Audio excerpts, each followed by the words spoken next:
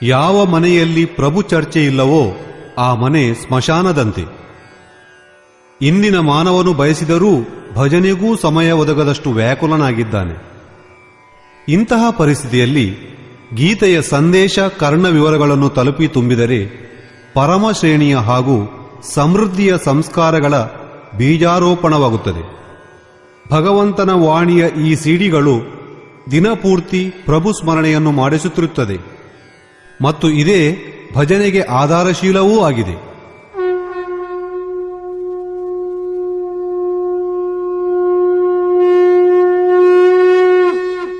ಓಂ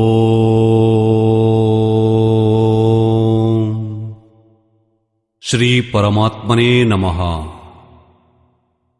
ಯಥಾರ್ಥ ಗೀತಾ ಶ್ರೀಮದ್ಭಗವದ್ಗೀತಾ ಅಥ ನವಮೋಧ್ಯಾಯಃ. 6ನೇ ಅಧ್ಯಾಯದವರೆಗೆ ಯೋಗೇಶ್ವರನಾದ ಶ್ರೀಕೃಷ್ಣನು ಯೋಗದ ಬಗ್ಗೆ ಕ್ರಮವಾಗಿ ವಿವರಿಸಿ ಹೇಳಿದನು. ಅದರ ಒಟ್ಟು ಶುದ್ಧಾರ್ಥ ಯಜ್ಞ ಪ್ರಕ್ರಿಯೆ. ಚರಾಚರ ಜಗತ್ತೆಲ್ಲವೂ ಯಾವುದರಲ್ಲಿ ಹವನ ಸಾಮಗ್ರಿಯ ರೂಪವಾಗಿದೆಯೋ ಅದುವೇ ಪರಮೇಶ್ವರನಲ್ಲಿ ಪ್ರವೇಶ ಮಾಡುವ ಆರಾಧನೆಯ ವಿಧಿವಿಶೇಷವೇ ಯಜ್ಞ.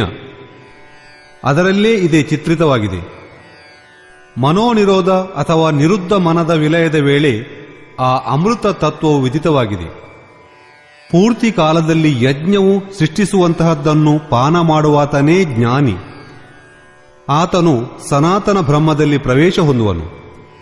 ಆ ಮಿಲನದ ಹೆಸರೇ ಯೋಗ. ಆ ಯಜ್ಞಕ್ಕೆ ಕಾರ್ಯರೂಪ ನೀಡುವುದೇ ಕರ್ಮವೆನಿಸಿಕೊಳ್ಳುವುದು. 7ನೇ ಅಧ್ಯಾಯದಲ್ಲಿ ಶ್ರೀಕೃಷ್ಣನು ಇಂತಹ ಕರ್ಮವನ್ನು ಮಾಡುವವರು ವ್ಯಾಪ್ತ ಬ್ರಹ್ಮ, ಸಂಪೂರ್ಣ ಕರ್ಮ, ಸಂಪೂರ್ಣ ಅಧ್ಯಾತ್ಮ, ಸಂಪೂರ್ಣ ಅಧಿದೈವ, ಅಧಿಭೂತ, ಅಧಿಯಜ್ಞಗಳ ಸಹಿತ ನನ್ನನ್ನು ತಿಳಿಯುವರು. 8ನೇ ಅಧ್ಯಾಯದಲ್ಲಿ ಇದೇ ಪರಮಗತಿ, ಪರಮಧಾಮ ಎಂದು ಆತನು ಹೇಳಿರುವನು. ಪ್ರಸ್ತುತ ಅಧ್ಯಾಯದಲ್ಲಿ ಯೋಗೇಶ್ವರನಾದ ಶ್ರೀಕೃಷ್ಣನು ಯೋಗಯುಕ್ತ ಪುರುಷನ ಐಶ್ವರ್ಯ ಎಂತಹದು ಎಂಬುದನ್ನು ತಾನೇ ಪ್ರಸ್ತಾಪಿಸಿ ಚರ್ಚಿಸಿರುವನು.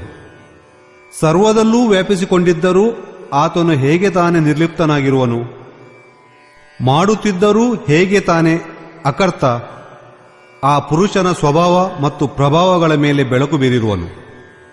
ಯೋಗವನ್ನು ಆಚರಣೆಯಲ್ಲಿಟ್ಟುಕೊಂಡಾಗ ದೇವತಾದಿಗಳಿಂದ ಬರುವ ವಿಷಯಗಳ ಬಗ್ಗೆ ಸತರ್ಕವಾಗಿರಬೇಕೆಂದು ಹೇಳಿದನು ಹಾಗೂ ಆ ಪುರುಷನಿಗೆ ಶರಣು ಹೋಗುವಂತೆ ಹೇಳಿದನು. ಶ್ರೀ ಭಗವಾನುವಾಚ.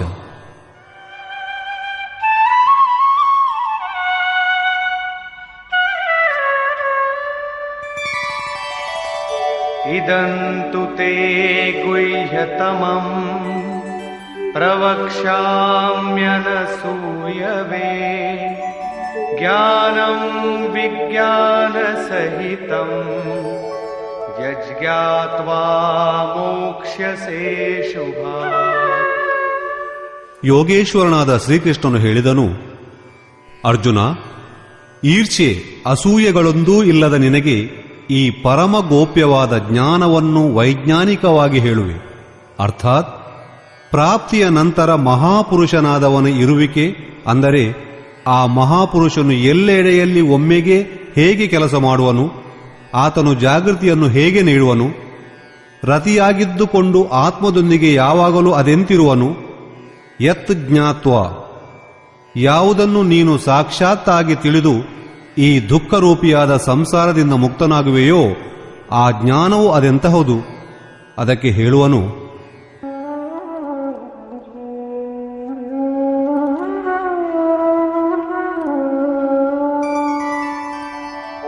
ರಾಜವಿದ್ಯಾ ರಾಜಗುಹ್ಯಂ ಪವಿತ್ರಮಿದಮುತ್ತಮಂ ಪ್ರತ್ಯಕ್ಷಾವಗಮಂ ಧರ್ಮ್ಯಂ ಸುಸುಖಂ ಕರ್ತುಮವ್ಯಯಂ. ವಿಜ್ಞಾನದಿಂದೊಡಗೂಡಿದ ಈ ಜ್ಞಾನವು ಎಲ್ಲ ವಿದ್ಯೆಗಳ ರಾಜ. ವಿದ್ಯೆ ಎಂಬುದರ ಅರ್ಥ ಬರಿಯ ಭಾಷಾಜ್ಞಾನ ಅಥವಾ ಶಿಕ್ಷಣವಲ್ಲ. ವಿದ್ಯಾಹಿಕಾ ಬ್ರಹ್ಮಗತಿ ಪ್ರದಾಯ ಸಾ ವಿದ್ಯಾಯ ವಿಮುಕ್ತಯೇ.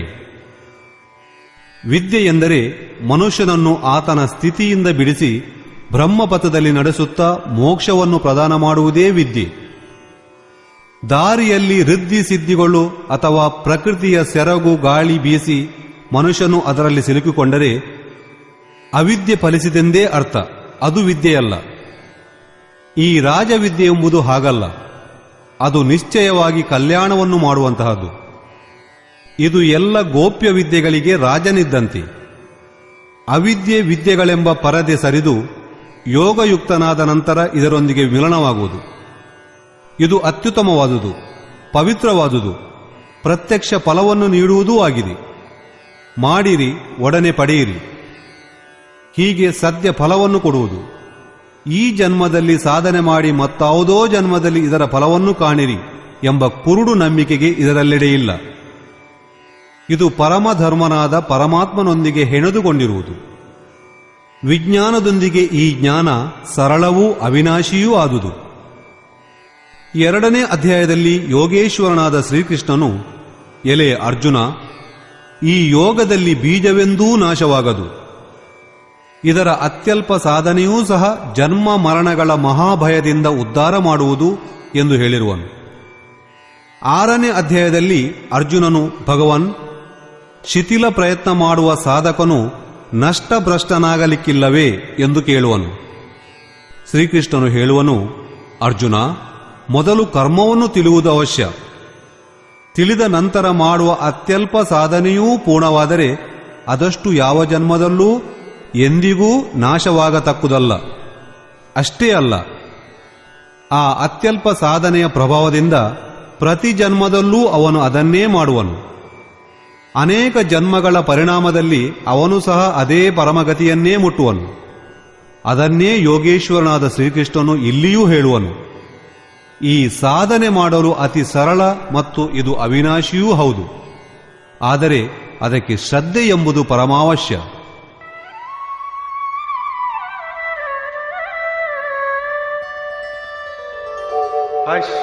ಅಶ್ರದ್ಧಾನಾಃ ಪುರುಷಾ ಧರ್ಮಸ್ಯಾಸ್ಯ ಪರಂತಪ ಅಪ್ರಾಪ್ಯ ಮಾಂ ನಿವರ್ತಂತೆ ಮೃತ್ಯು ಸಂಸಾರ ವರ್ತಮನಿ. ಪರಂತಪನಾದ ಅರ್ಜುನನೇ, ಈ ಧರ್ಮದಲ್ಲಿ ಅತ್ಯಲ್ಪ ಸಾಧನೆ ಮಾಡಿದರೂ ಸಾಕು, ಅದು ನಾಶ ಹೊಂದದು. ಶ್ರದ್ಧೆಯನ್ನು ಕಳೆದುಕೊಂಡ ನನ್ನನ್ನು ಪಡೆಯಲಾಗದೆ ಸಾವು ನೋವುಗಳ ಸಂಸಾರದ ಮುಳ್ಳುದಾರಿಗೆ ಹಿಂದಿರುಗಿ ಅಲ್ಲಿ ಅಂಡಲೆಯುವನು. ಆದ್ದರಿಂದ ಶ್ರದ್ಧೆ ಎಂಬುದು ಅನಿವಾರ್ಯ. ಹಾಗಾದರೆ ನೀನು ಸಂಸಾರಕ್ಕೆ ಹೊರತಾಗಿರುವೆಯೇನೋ ಎಂಬುದರ ಬಗ್ಗೆ ಹೇಳುವನು. ಮಯಾ ತತಮಿದಂ ಸರ್ವಂ ಜಗದವ್ಯಕ್ತಮೂರ್ತಿನಾ ಮತ್ಸ್ಥಾನಿ ಸರ್ವಭೂತಾನಿ ನ ಚಾಹಂ ತೇಷ್ವವಸ್ಥಿತಃ. ಅವ್ಯಕ್ತನಾದ ನನ್ನೀ ಸ್ವರೂಪದಿಂದ ಜಗತ್ತೆಲ್ಲವೂ ವ್ಯಾಪ್ತವಾಗಿದೆ. ಅಂದರೆ ನಾನಾವ ಸ್ವರೂಪದಲ್ಲಿರುವೆನೋ ಅದು ಎಲ್ಲೆಡೆಯಲ್ಲೂ ವ್ಯಾಪಿಸಿಕೊಂಡಿದೆ. ಸಮಸ್ತ ಪ್ರಾಣಿಗಳೂ ನನ್ನಲ್ಲಿ ಅಡಕವಾಗಿದೆ. ಆದರೆ ನಾನು ಮಾತ್ರ ಅವುಗಳಲ್ಲಿಲ್ಲ, ಏಕೆಂದರೆ ನಾನು ಅವ್ಯಕ್ತ ಸ್ವರೂಪದಲ್ಲಿ ಸ್ಥಿತನಾಗಿರುವೆ. ಮಹಾಪುರುಷರು ಯಾವ ಅವ್ಯಕ್ತ ಸ್ಥಿತರಾಗಿರುವರೋ ಅಲ್ಲಿಂದಲೇ ಮಾತನಾಡುವರು. ಇದೇ ಕ್ರಮದಲ್ಲಿ ಮುಂದೆ ಹೇಳುವನು.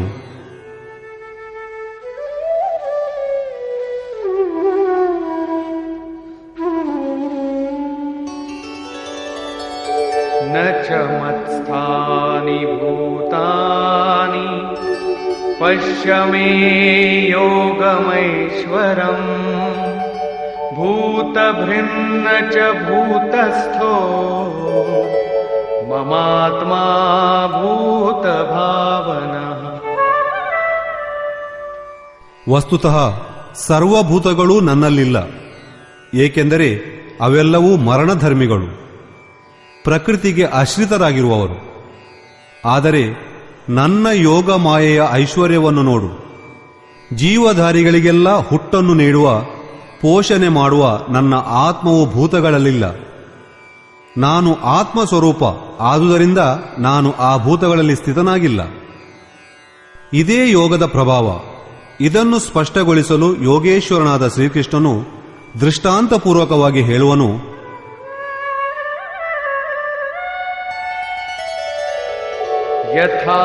ಯಥಾಕಾಶಸ್ಥಿತೋ ನಿತ್ಯಂ ವಾಯು ಸರ್ವತ್ರ ಗೋ ಮಹಾನ್ ತಥಾ ಸರ್ವಾಣಿ ಭೂತಾನಿ ಮತ್ಸ್ಥಾನೀತ್ಯುಪಧಾರಯ. ಆಕಾಶದಲ್ಲೇ ಹುಟ್ಟಿ ಆಕಾಶದಲ್ಲೇ ಓಡಾಡುವ ವಾಯು ಸದಾ ಆಕಾಶದಲ್ಲೇ ಇದ್ದು ಅದನ್ನು ಹೇಗೆ ಮಲಿನಗೊಳಿಸಲಾರದೋ ಅದೇ ರೀತಿ ಸಮಸ್ತ ಭೂತಗಳೂ ನನ್ನಲ್ಲಿವೆ ಎಂದು ತಿಳಿ, ಮತ್ತು ಅದೇ ರೀತಿ ನಿರ್ಲಿಪ್ತ ಹಾಗೂ ನಿರ್ಮಲನಾಗಿರುವೆ. ಇನ್ನು ಯೋಗಿ ಏನು ಮಾಡುವನು ಎಂಬ ಬಗ್ಗೆ ಹೇಳುವನು. ಸರ್ವಭೂತಾನಿ ಕೌಂತೇಯ ಪ್ರಕೃತಿಂ ಯಾಂತಿ ಮಾಮಿಕಾಂ ಕಲ್ಪಕ್ಷಯೇ ಪುನಸ್ತಾನಿ ಕಲ್ಪಾದೌ ವಿಸೃಜಾಮ್ಯಹಂ. ಕಲ್ಪವು ಕೊನೆಗೊಳ್ಳುವಾಗ ಸಮಸ್ತ ಭೂತಗಳೂ ನನ್ನ ಪ್ರಕೃತಿ ಅಂದರೆ ನನ್ನ ಸ್ವಭಾವವನ್ನು ಪಡೆಯುವುದು, ಮತ್ತು ಕಲ್ಪಾದಿಯಲ್ಲಿ ನಾನು ಅವುಗಳನ್ನು ಮತ್ತೆ ಮತ್ತೆ ವಿಸೃಜಾಮಿ ಎಂದರೆ ವಿಶೇಷ ರೂಪದಲ್ಲಿ ಹುಟ್ಟಿಸುವೆನು. ಅವು ಮೊದಲಿನಿಂದಲೂ ಇದ್ದವು, ಆದರೆ ವಿಕೃತಾವಸ್ಥೆಯಲ್ಲಿದ್ದವು. ಅವುಗಳನ್ನೇ ರಚಿಸುವೆ, ಸೊಗಸುಗೊಳಿಸುವೆ. ಮೂರ್ಛಾವಸ್ಥೆಯಲ್ಲಿರುವವರನ್ನು ಜಾಗೃತಗೊಳಿಸುವೆ. ಕಲ್ಪಕ್ಕಾಗಿ ಅವರನ್ನು ಪ್ರೇರಿಸುವೆ. ಕಲ್ಪದ ತಾತ್ಪರ್ಯವೇನೆಂದರೆ ಮೇಲ್ಮುಖವಾದ ಪರಿವರ್ತನೆ. ಅಸುರೀ ಸಂಪತ್ತಿನಿಂದ ಹೊರಬಂದು ಮನುಷ್ಯನು ದೈವೀ ಸಂಪದದ ಕಡೆಗೆ ಸರಿಯುತ್ತಾ ಅದರಲ್ಲಿ ಪ್ರವೇಶಿಸುವುದೇ ಕಲ್ಪದ ಆರಂಭ. ತನ್ನ ಕರ್ಮವನ್ನು ಪೂರ್ಣಗೊಳಿಸಿ ಕಲ್ಪವೂ ವಿಲಯವಾಗುವುದು. ಭಜನೆಯ ಆರಂಭ ಕಲ್ಪದ ಆದಿ. ಭಜನೆಯ ಪರಾಕಾಷ್ಠೆ ಅಂದರೆ ಲಕ್ಷ್ಯದ ಅರಿವು ಮೂಡುವುದೇ ಕಲ್ಪದ ಕೊನೆ. ಈ ಪ್ರತ್ಯಗಾತ್ಮನು ಯೋಗಿಗಳಿಗೆ ಕಾರಣಭೂತವಾಗಿ ರಾಗ ದ್ವೇಷಾದಿಗಳಿಂದ ಬಿಡುಗಡೆ ಹೊಂದಿ ತನ್ನ ಶಾಶ್ವತ ಸ್ವರೂಪದಲ್ಲಿ ಸ್ಥಿರವಾಗಿ ನಿಲ್ಲಿರುವುದನ್ನೇ ಶ್ರೀಕೃಷ್ಣನು ನನ್ನ ಪ್ರಕೃತಿಯನ್ನು ಪಡೆಯುವನು ಎಂದೆನ್ನುವನು. ಯಾವ ಮಹಾನ್ ಪುರುಷನು ಪ್ರಕೃತಿಯನ್ನು ವಿಲೀನಗೊಳಿಸಿ ಸ್ವರೂಪದಲ್ಲಿ ಪ್ರವೇಶವನ್ನು ಪಡೆಯುವನೋ ಆತನ ಪ್ರಕೃತಿ ಹೇಗಿರುವುದು? ಅವನಲ್ಲಿನ್ನೂ ಪ್ರಕೃತಿಯು ಉಳಿದುಕೊಂಡಿರುವುದೇ ಇಲ್ಲ. 3ನೇ ಅಧ್ಯಾಯದ 33ನೇ ಶ್ಲೋಕದಲ್ಲಿ ಯೋಗೇಶ್ವರನಾದ ಶ್ರೀಕೃಷ್ಣನು ಎಲ್ಲಾ ಪ್ರಾಣಿಗಳೂ ತಮ್ಮ ಪ್ರಕೃತಿಯನ್ನು ಪಡೆದುಕೊಳ್ಳುವುದು, ಪ್ರಕೃತಿಯ ಗುಣಗಳು ಅವರನ್ನು ಹೇಗೆ ಒತ್ತುವುದೋ ಅದರಂತೆ ಮಾಡುವು, ಮತ್ತು ಜ್ಞಾನವಾನಪಿ ಪ್ರತ್ಯಕ್ಷ ದರ್ಶನ ಪಡೆದು ತಿಳಿದಂತಹ ಜ್ಞಾನಿಯೂ ಸಹ ತನ್ನ ಪ್ರಕೃತಿಗೆ ಸದೃಶವಾಗಿ ಕೆಲಸ ಮಾಡುವನು. ಆತನು ತನ್ನ ಹಿಂದಾಳುಗಳ ಒಳಿತಿಗಾಗಿ ಮಾಡುವನು. ಪೂರ್ಣ ಜ್ಞಾನಿಯಾಗಿ ತತ್ವದಲ್ಲಿ ನೆಲೆಯೂರಿದ ಮಹಾಪುರುಷನ ಇರವೇ ಆತನ ಪ್ರಕೃತಿ. ಆತನು ತನ್ನೀ ಸ್ವಭಾವದಲ್ಲೇ ವರ್ತಿಸುವನು. ಕಲ್ಪಕ್ಷಯದಲ್ಲಿ ಮಹಾಪುರುಷನ ಇರವೇ ಆತನ ಪ್ರಕೃತಿ. ಆತನು ತನ್ನೀ ಸ್ವಭಾವದಲ್ಲೇ ವರ್ತಿಸುವನು. ಕಲ್ಪಕ್ಷಯದಲ್ಲಿ ಜನರು ಮಹಾಪುರುಷನ ಈ ಇರವನ್ನೇ ಪಡೆಯುವರು. ಮಹಾಪುರುಷನ ಇದೇ ಕೃತಿತ್ವದ ಮೇಲೆ ಪುನಃ ಬೆಳಕ ಚೆಲ್ಲುತ್ತಾ ಹೇಳುವನು,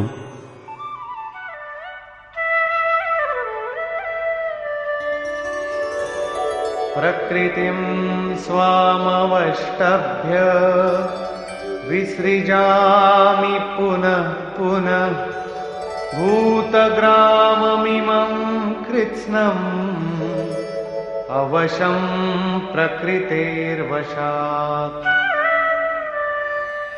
ತನ್ನ ಪ್ರಕೃತಿ ಅರ್ಥಾತ್ ಮಹಾಪುರುಷನ ಇರುವಿಕೆಯನ್ನೊಪ್ಪಿ ಪ್ರಕೃತೇರ್ವಶಾತ್ ತಮ್ಮ ತಮ್ಮ ಸ್ವಭಾವಕ್ಕಂಟಿದ್ದ ಪ್ರಕೃತಿಯ ಗುಣಗಳಿಂದ ಪರವಶನಾಗಿ ಈ ಸಮಸ್ತ ಸಚರಾಚರ ಭೂತ ಸಮುದಾಯವನ್ನು ನಾನು ಮತ್ತೆ ಮತ್ತೆ ವಿಸೃಜಾಮಿ, ವಿಶೇಷವಾದ ಸೃಜನೆ ಅಂದರೆ ವಿಶೇಷವಾಗಿ ಸಜ್ಜುಗೊಳಿಸುವೆ.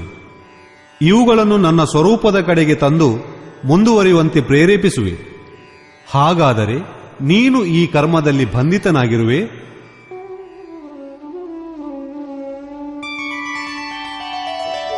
ನ ಚ ಮಾಂ ತಾನಿ ಕರ್ಮಾಣಿ ನಿಬಧ್ನಂತಿ तिष्ठति धनञ्जय उदासीनवदासीनम् असक्तं तेषु कर्मसु. 4ನೇ ಅಧ್ಯಾಯದ 9ನೇ ಶ್ಲೋಕದಲ್ಲಿ ಯೋಗೇಶ್ವರನಾದ ಶ್ರೀಕೃಷ್ಣನು ಮಹಾಪುರುಷನ ಕಾರ್ಯಚಟುವಟಿಕೆಗಳು ಅಲೌಕಿಕವಾದುವು ಎಂದು ಹೇಳಿರುವನು.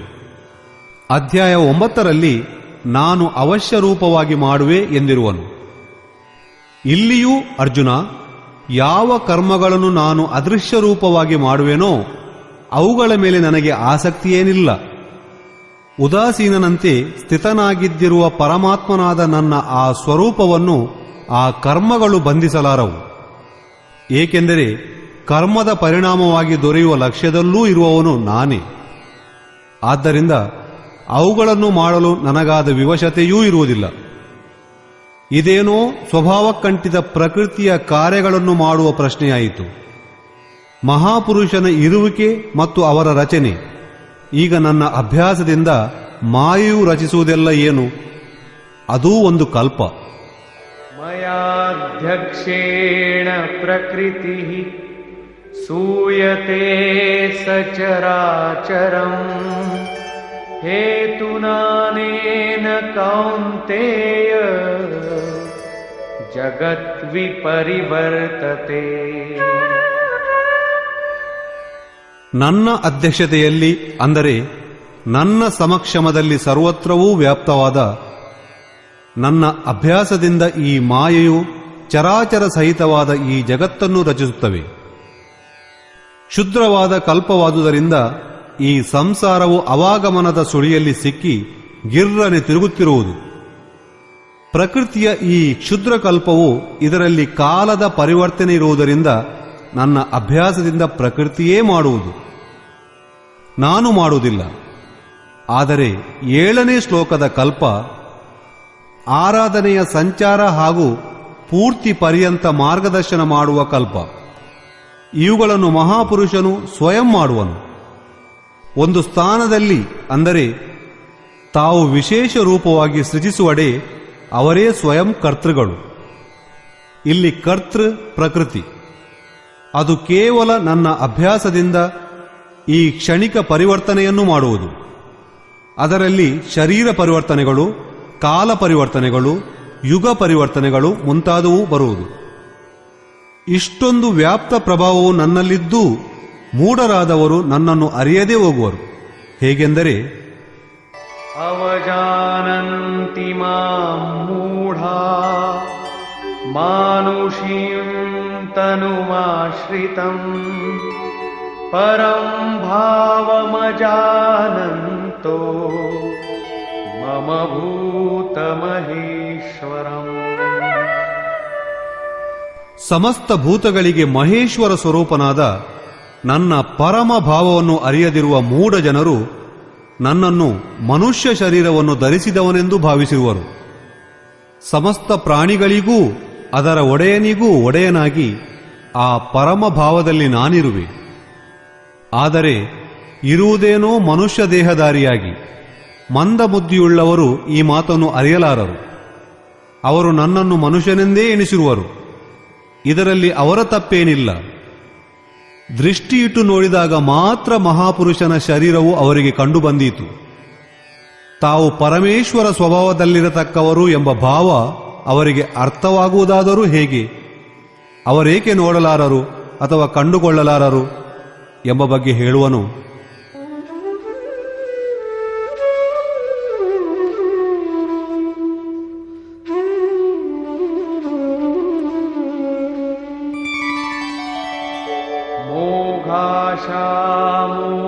ಮೋಘಕರ್ಮಾಣೋ ಮೋಘಜ್ಞಾನಾವಿಚೇತಸಃ ರಾಕ್ಷಸೀಮಾಸುರೀಂ ಚೈವ ಪ್ರಕೃತಿಂ ಮೋಹಿನೀಂ ಶ್ರಿತಾಃ. ಬಯಾಲಾಸೆ ಅಂದರೆ ಎಂದೆಂದೂ ಪೂರ್ಣವಾಗದ ವ್ಯರ್ಥವಾದ ಆಸೆ.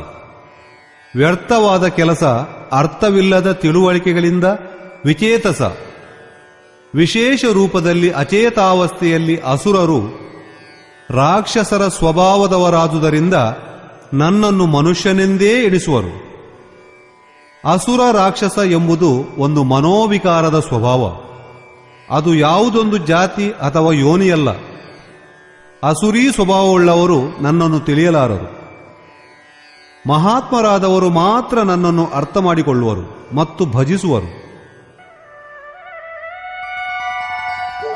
ಮಹಾತ್ಮಾನಸ್ತು ಮಾಂ ಪಾರ್ಥ ದೈವೀಂ ಪ್ರಕೃತಿಮಾಶ್ರಿತಾಃ ಭಜಂತ್ಯನನ್ಯಮನಸೋ ಜ್ಞಾತ್ವಾ ಭೂತಾದಿಮವ್ಯಯಂ. ಎಲೆ ಪಾರ್ಥ, ಆದರೆ ದೈವೀ ಪ್ರಕೃತಿ ಎಂದರೆ ದೈವೀ ಸಂಪತ್ತನ್ನೂ ಆಶ್ರಯಿಸಿರುವ ಸುಜನರು ನನ್ನನ್ನು ಎಲ್ಲ ಭೂತಗಳಿಗೆ ಆದಿಕಾರಣನೆಂದೂ ಅವ್ಯಕ್ತನೆಂದೂ ಅಕ್ಷರನೆಂದೂ ಭಾವಿಸಿ ಅನನ್ಯ ಮನದಿಂದ, ಅರ್ಥಾತ್ ಮನದಂತರಾಳದಲ್ಲಿ ಮತ್ತಾರಿಗೂ ಸ್ಥಾನವೀಯದೆ ಕೇವಲ ನನ್ನಲ್ಲೇ ಶ್ರದ್ಧೆ ಇಟ್ಟು ನಿರಂತರವೂ ನನ್ನನ್ನು ಭಜಿಸುವರು. ಯಾವ ರೀತಿಯಲ್ಲಿ ಭಜಿಸುವರು? ಶ್ರೀಕೃಷ್ಣನು ಅದಕ್ಕೆ ಹೇಳುವನು,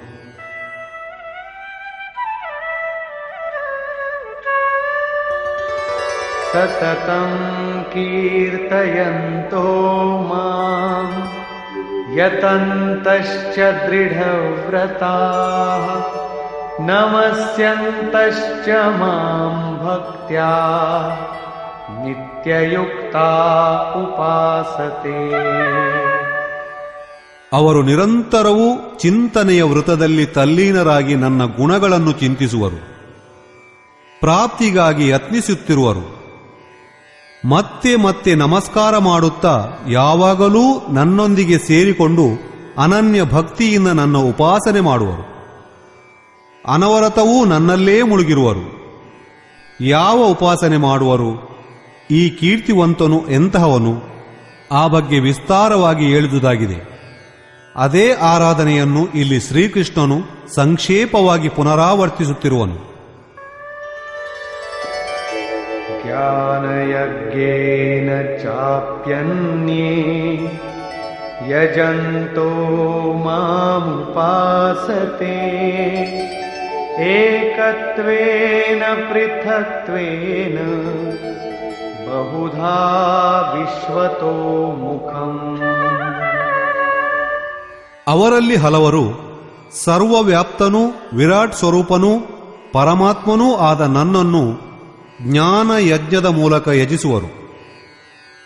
ಅರ್ಥಾತ್ ತಮ್ಮ ಲಾಭಹಾನಿ ಮತ್ತು ಶಕ್ತಿಗಳನ್ನು ನೋಡಿಕೊಂಡು ಇದೇ ನಿಯತವಾದ ಕರ್ಮಯಜ್ಞದಲ್ಲಿ ಪ್ರವೃತ್ತರಾಗುವರು. ಹಲವು ಮಂದಿ ನನ್ನನ್ನು ಏಕತ್ವ ಭಾವದಿಂದ, ಅಂದರೆ ತಾನು ಇಂದುದರಲ್ಲೇ ಒಂದಾಗಬೇಕು ಎಂಬ ಭಾವದಿಂದ ಉಪಾಸಿಸುವರು. ಮತ್ತೆ ಕೆಲವರು ನನ್ನನ್ನು ಪ್ರತ್ಯೇಕವಾಗಿಟ್ಟುಕೊಂಡು ಎಲ್ಲವನ್ನೂ ನನಗೆ ಸಮರ್ಪಿಸಿ ನಿಷ್ಕಾಮ ಸೇವಾಭಾವದಿಂದ ನನ್ನ ಉಪಾಸನೆ ಮಾಡುವರು. ಹೀಗೆ ಅನೇಕ ಪ್ರಕಾರವಾಗಿ ನನ್ನನ್ನು ಉಪಾಸಿಸುವರು. ಏಕೆಂದರೆ ಇದು ಒಂದೇ ಯಜ್ಞದ ಮೇಲು ಕೆಳಗಿನ ಹಂತ, ಯಜ್ಞದ ಪ್ರಾರಂಭ ಸೇವೆಯಿಂದಲೇ. ಆದರೆ ಅದರ ಅನುಷ್ಠಾನ ಮಾಡುವ ಬಗೆ ಎಂತು? ಯೋಗೇಶ್ವರನಾದ ಶ್ರೀಕೃಷ್ಣನು ಹೇಳುವನು, ಯಜ್ಞವನ್ನು ನಾನು ಮಾಡುವೆ, ಆದರೆ ಮಹಾಪುರುಷನು ರತಿಯಾಗದಿದ್ದರೆ ಯಜ್ಞವು ಪಾರುಗಾಣುವಂತೆಯೇ ಇಲ್ಲ. ಅವರ ನಿರ್ದೇಶನದಿಂದಲೇ ಸಾಧಕನಾದವನು ತಾನೀಗ ಯಾವ ಹಂತದಲ್ಲಿರುವೆನೆಂದು ಅರ್ಥ ಮಾಡಿಕೊಳ್ಳುವನು. ತಾನೀಗ ಎಲ್ಲಿಯವರೆಗೆ ಮುಟ್ಟಿರುವೆನೆಂದು ಅವನಿಗೆ ಗೊತ್ತಾಗುವುದು. ವಸ್ತುತಃ ಯಜ್ಞಕರ್ತೃ ಯಾರು? ಇದರ ಬಗ್ಗೆ ಯೋಗೇಶ್ವರನಾದ ಶ್ರೀಕೃಷ್ಣನು ಹೇಳುವನು,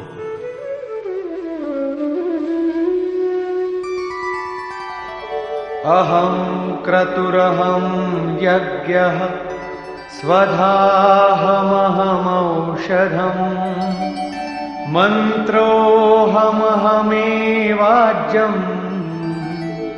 ಅಹಮಗ್ನಿರಹಂ ಹುತಂ. ಕರ್ತೃ ನಾನು. ವಸ್ತುತಃ ಕರ್ತೃವಿನ ಹಿಂದೆ ಪ್ರೇರಕನ ರೂಪದಲ್ಲಿ ಯಾವಾಗಲೂ ಸಂಚಲೆಯನ್ನು ಕೊಡುವವನು ಇಷ್ಟನೇ. ಕರ್ತೃವಿನ ಮುಖಾಂತರ ಪಾರಾಗುವವನು ನನ್ನ ಕೃಪೆಯಿಂದ ದಾಟುವನು. ಯಜ್ಞವು ನಾನು. ಯಜ್ಞವೆಂಬುದು ಆರಾಧನೆಯ ಒಂದು ವಿಧಿ ವಿಶೇಷ. ಪೂರ್ತಿ ಕಾಲದಲ್ಲಿ ಯಜ್ಞವು ಯಾವುದನ್ನು ಸೃಜಿಸುವುದೋ ಆ ಅಮೃತವನ್ನು ಪಾನ ಮಾಡುವ ಪುರುಷನು ಸನಾತನ ಬ್ರಹ್ಮದಲ್ಲಿ ಪ್ರವೇಶವನ್ನು ಪಡೆಯುವನು. ಸ್ವಧಾ ನಾನು, ಅಂದರೆ ಅತೀತದ ಅನಂತ ಸಂಸ್ಕಾರಗಳನ್ನು ವಿಲೀನಗೊಳಿಸುವುದು ಮತ್ತು ಅವುಗಳಿಗೆ ತೃಪ್ತಿ ನೀಡುವುದು ನನ್ನ ದೇಣಿಗೆಯಿಂದ. ಭವರೋಗವನ್ನಳಿಸುವ ಔಷಧಿ ನಾನು. ನನ್ನನ್ನು ಪಡೆಯುವುದರಿಂದ ಜನರು ಈ ರೋಗದಿಂದ ನಿವೃತ್ತಿ ಪಡೆಯುವರು. ನಾನೇ ಮಂತ್ರ, ಮನಸ್ಸನ್ನು ಶ್ವಾಸದ ಅಂತರಾಳದಲ್ಲಿ ನಿರೋಧಿಸುವುದು ನನ್ನ ದೇಣಿಗೆಯಿಂದಲೇ. ಈ ನಿರೋಧ ಕ್ರಿಯೆಗೆ ತೀವ್ರತೆಯನ್ನಿಯುವುದು ಅಜ್ಯ, ಅದೂ ನಾನೇ. ನನ್ನ ಪ್ರವೇಶದಿಂದಲೇ ಮನಸ್ಸಿನ ಎಲ್ಲ ಪ್ರವೃತ್ತಿಗಳೂ ವಿಲಯವಾದುವು. ಹವನ ಅಂದರೆ ಸಮರ್ಪಣೆ, ಅದೂ ನಾನೇ. ಇಲ್ಲಿ ಯೋಗೇಶ್ವರನಾದ ಶ್ರೀಕೃಷ್ಣನು ಮತ್ತೆ ಮತ್ತೆ ನಾನು ಎಂದು ಹೇಳುತ್ತಿರುವನು. ಅದರ ಆಶಯವಿಷ್ಟೇ, ನಾನೇ ಪ್ರೇರಕನ ರೂಪದಲ್ಲಿ ಆತ್ಮಕ್ಕಿಂತ ಸರ್ವಥಾ ಅಭಿನ್ನನಾಗಿ ನಿಂತು ನಿತ್ಯ ನಿರಂತರವೂ ನಿರ್ಣಯವನ್ನು ನೀಡುತ್ತಾ ಯೋಗ ಕ್ರಿಯೆಯು ಪೂರ್ಣವಾಗುವಂತೆ ಮಾಡುವೆ. ಇದರ ಹೆಸರೇ ವಿಜ್ಞಾನ. ಪೂಜ್ಯರಾದ ಮಹಾಸ್ವಾಮಿಗಳು ಇಷ್ಟದೇವನು ರತಿಯಾಗಿ ನಿಂತು ಶ್ವಾಸ ಪ್ರಶ್ವಾಸಗಳ ಮೇಲೆ ಅಡೆತಡೆ ಮಾಡದಿದ್ದರೆ ಭಜನೆ ಪ್ರಾರಂಭವಾಗುವುದೇ ಇಲ್ಲ. ಎಷ್ಟೇ ಕಣ್ಮುಚ್ಚಿ ಕುಳಿತರೂ ಭಜನೆ ಮಾಡಿದರೂ, ಶರೀರವನ್ನು ಎಷ್ಟೇ ತಪ್ಪಿಸಿದರೂ, ನಾವಿರುವ ಹಂತಕ್ಕೆ ನಮ್ಮ ಹಂಬಲಿಕೆಯ ಇಷ್ಟದೇವನು ಇಳಿದು ಬಂದು ನಮ್ಮ ಆತ್ಮಕ್ಕೆ ಅಭಿನ್ನನಾಗಿ ಜಾಗೃತನಾಗದವರೆಗೆ ನಿಜವಾದ ಅರ್ಥದಲ್ಲಿ ಭಜನೆಯ ಸ್ವರೂಪವು ನಮಗೆ ಸ್ಪಷ್ಟವಾಗದು ಎಂದು ಹೇಳುತ್ತಿದ್ದರು. ಆದ್ದರಿಂದ ಮಹಾಸ್ವಾಮಿಗಳು ನನ್ನ ಸ್ವರೂಪವನ್ನು ಹಿಡಿದುಕೊಳ್ಳಿರಿ, ನಾನು ಎಲ್ಲವನ್ನೂ ನೀಡುವೆ ಎಂದು ಹೇಳುತ್ತಿದ್ದರು. ಶ್ರೀಕೃಷ್ಣನು ಹೇಳುವುದೇನು, ಎಲ್ಲವೂ ನನ್ನಿಂದಲೇ ಆಗುವುದು ಎಂದು.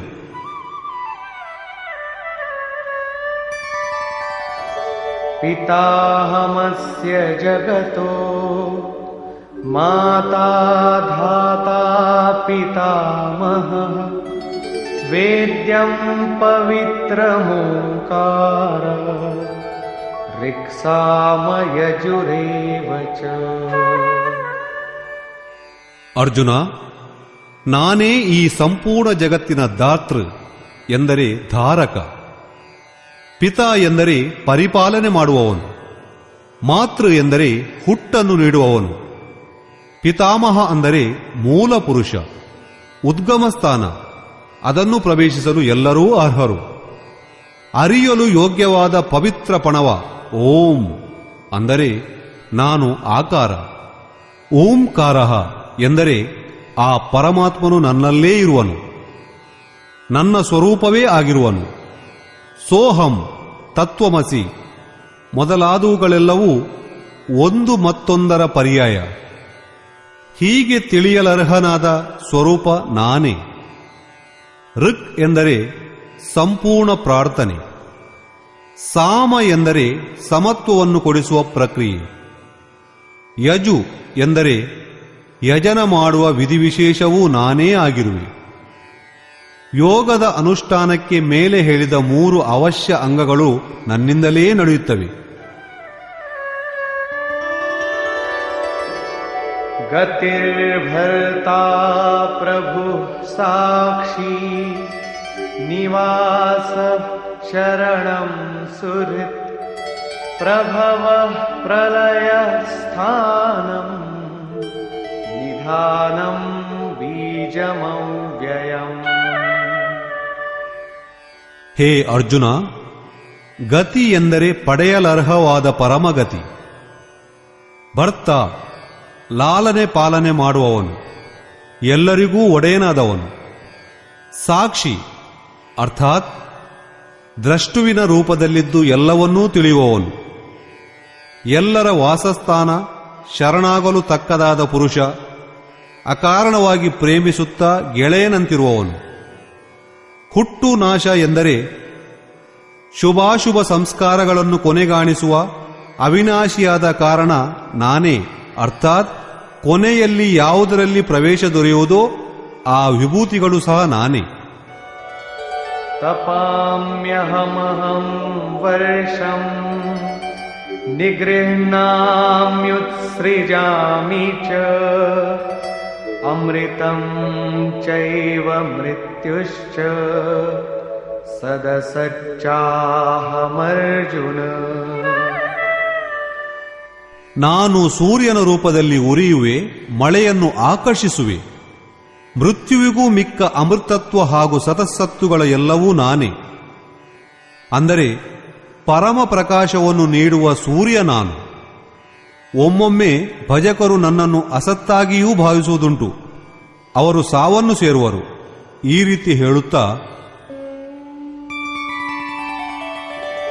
ತ್ರೈವಿದ್ಯಾ ಮಾಂ ಸೋಮಪಾಃ ಭೂತಪಾಪಾ ಯಜ್ಞೈರಿಷ್ಟ್ವಾ ಸ್ವರ್ಗತಿಂ ಪ್ರಾರ್ಥಯಂತೆ ತೇ ಪುಣ್ಯಮಾಸಾದ್ಯ ಸುರೇಂದ್ರಲೋಕಂ ಅಶ್ನಂತಿ ದಿವ್ಯಾನ್ ದಿವಿ ದೇವಭೋಗಾನ್. ಆರಾಧನಾ ವಿದ್ಯೆಯ 3 ಅಂಗಗಳು ಋಕ್, ಸಾಮ, ಯಜು. ಅರ್ಥಾತ್ ಪ್ರಾರ್ಥನೆ, ಸಮತ್ವದ ಪ್ರಕ್ರಿಯೆ ಮತ್ತು ಯಜನದ ಆಚರಣೆ ಮಾಡುವವರು. ಸೋಮ ಅರ್ಥಾತ್ ಚಂದ್ರನ ಕ್ಷೀಣ ಪ್ರಕಾಶವನ್ನು ಪಡೆಯುವ ಪಾಪದಿಂದ ಮುಕ್ತರಾಗಿ ಪವಿತ್ರರಾದ ಪುರುಷರು. ಅದೇ ಯಜ್ಞದಿಂದ ನಿರ್ಣೀತವಾದ ಪ್ರಕ್ರಿಯೆಯ ಮೂಲಕ ನನ್ನನ್ನು ಇಷ್ಟ ದೇವನಲ್ಲಿ ಪೂಜಿಸಿ ಸ್ವರ್ಗಕ್ಕಾಗಿ ಪ್ರಾರ್ಥಿಸುವರು. ಇದೇ ಅಸತ್ತಿನ ಕಾಮನೆ. ಇದರಿಂದ ಅವರು ಮೃತ್ಯುವನ್ನು ಸೇರುವರು, ಪುನರ್ಜನ್ಮವನ್ನು ಪಡೆಯುವರು. ಹಿಂದಿನ ಶ್ಲೋಕಗಳಲ್ಲಿ ಶ್ರೀ ಯೋಗೇಶ್ವರರು ಹೇಳಿದ ಪ್ರಕಾರ ಅವರು ಪೂಜಿಸುವುದು ನನ್ನನ್ನೇ. ಅದೇ ನಿರ್ಧರಿತ ವಿಧಿಪೂರ್ವಕ ಪೂಜಿಸುವರು.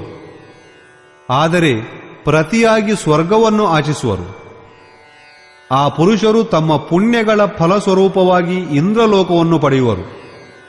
ಸ್ವರ್ಗದಲ್ಲಿ ದೇವತೆಗಳ ದಿವ್ಯ ಭೋಗವನ್ನು ಅನುಭವಿಸುವರು.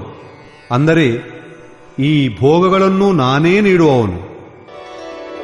ತೇ ತಂ ಭುಕ್ತ್ವಾ ಸ್ವರ್ಗಲೋಕಂ ವಿಶಾಲಂ ಕ್ಷೀಣೇ ಪುಣ್ಯೇ ಮರ್ತ್ಯಲೋಕಂ ವಿಶಂತಿ ಏವಂ ತ್ರಯೀ ಧರ್ಮಮನುಪ್ರಪನ್ನಾ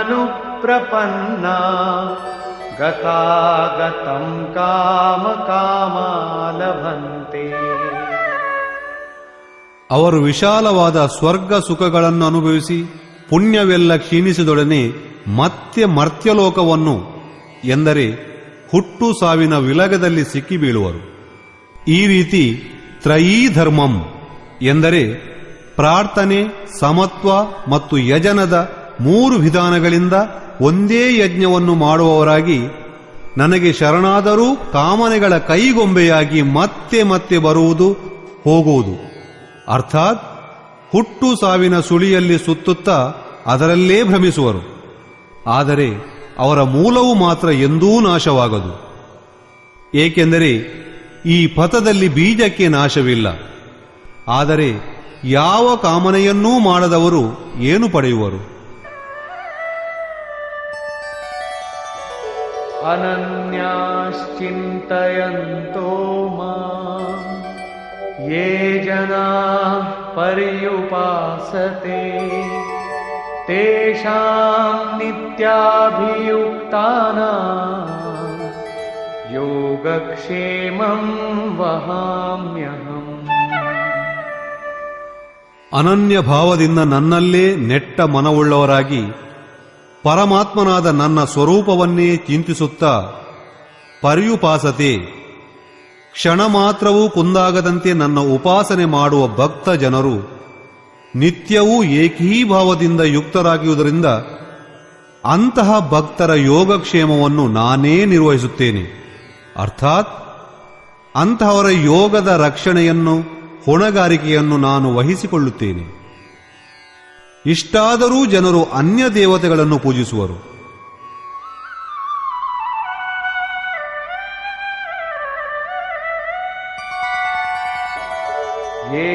ಯೇಪ್ಯನ್ಯದೇವತಾ ಭಕ್ತಾ ಯಜಂತೆ ಶ್ರದ್ಧಯಾನ್ವಿತಾ तेऽपि मामेव कौन्तेय यजन्त्यविधिपूर्वकम्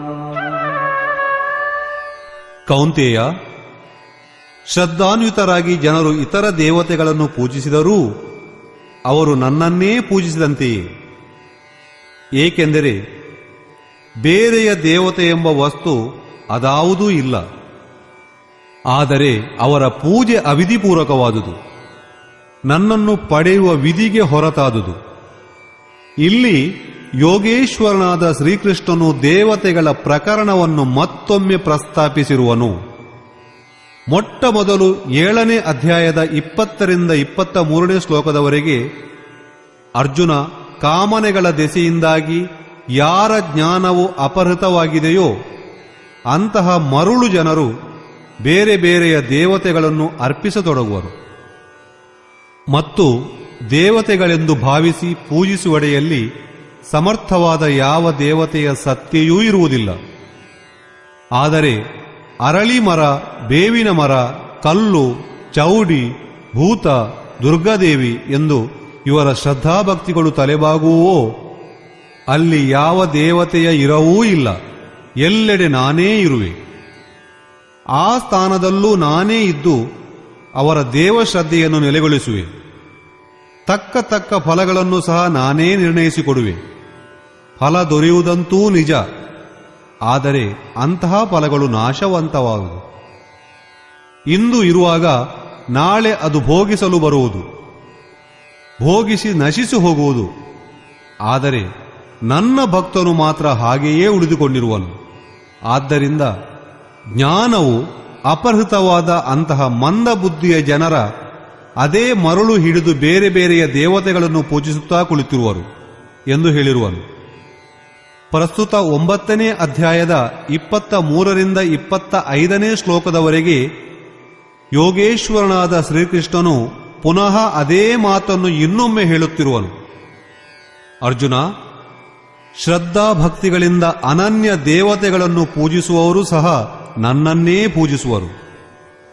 ಆದರೆ ಅದು ವಿಧಿಪೂರ್ವಕವಾದುದಲ್ಲ. ಅಲ್ಲಿ ದೇವತೆ ಎಂಬ ಸಮರ್ಥವಾದ ವಸ್ತು ಯಾವುದೂ ಇಲ್ಲ. ಅವುಗಳನ್ನು ಪಡೆಯುವ ವಿಧಾನವೂ ಸರಿಯಾಗಿರುವುದಿಲ್ಲ. ಈಗ ಪ್ರಶ್ನೆ ಏಳುವುದೇನೆಂದರೆ, ಅಂತಹವರು ಸಹ ಪ್ರಕಾರಾಂತರವಾಗಿ ನಿನ್ನನ್ನೇ ಪೂಜಿಸುವರೆಂದ ಮೇಲೆ ಫಲವೂ ದೊರೆಯುವುದೆಂದ ಮೇಲೆ ಇದರಲ್ಲಿ ತಪ್ಪೇನಿದೆ? ಅಹಂ ಹಿ ಸರ್ವಯಜ್ಞಾನಾಂ ಭೋಕ್ತಾ ಚ ಪ್ರಭುರೇವ ಚ ನ ತು ಮಾಮಭಿಜಾನಂತಿ ತತ್ವೇನಾತಶ್ಚವಂತಿ ತೇ.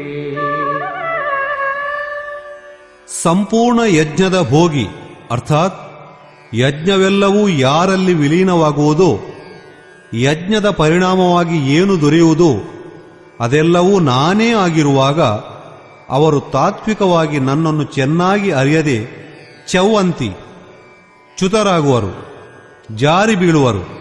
ಅರ್ಥಾತ್ ಅನನ್ಯ ದೇವತೆಗಳಲ್ಲಿ ಸಿಲುಕಿಕೊಂಡು ತಾತ್ವಿಕವಾಗಿ ನನ್ನನ್ನು ಅರಿಯಲಾಗದೆ ಕಾಮನೆಗಳನ್ನು ತೊಳಲಾಡುತ್ತಾ ಇರುವರು. ಅವರ ಗತಿಯೇನು?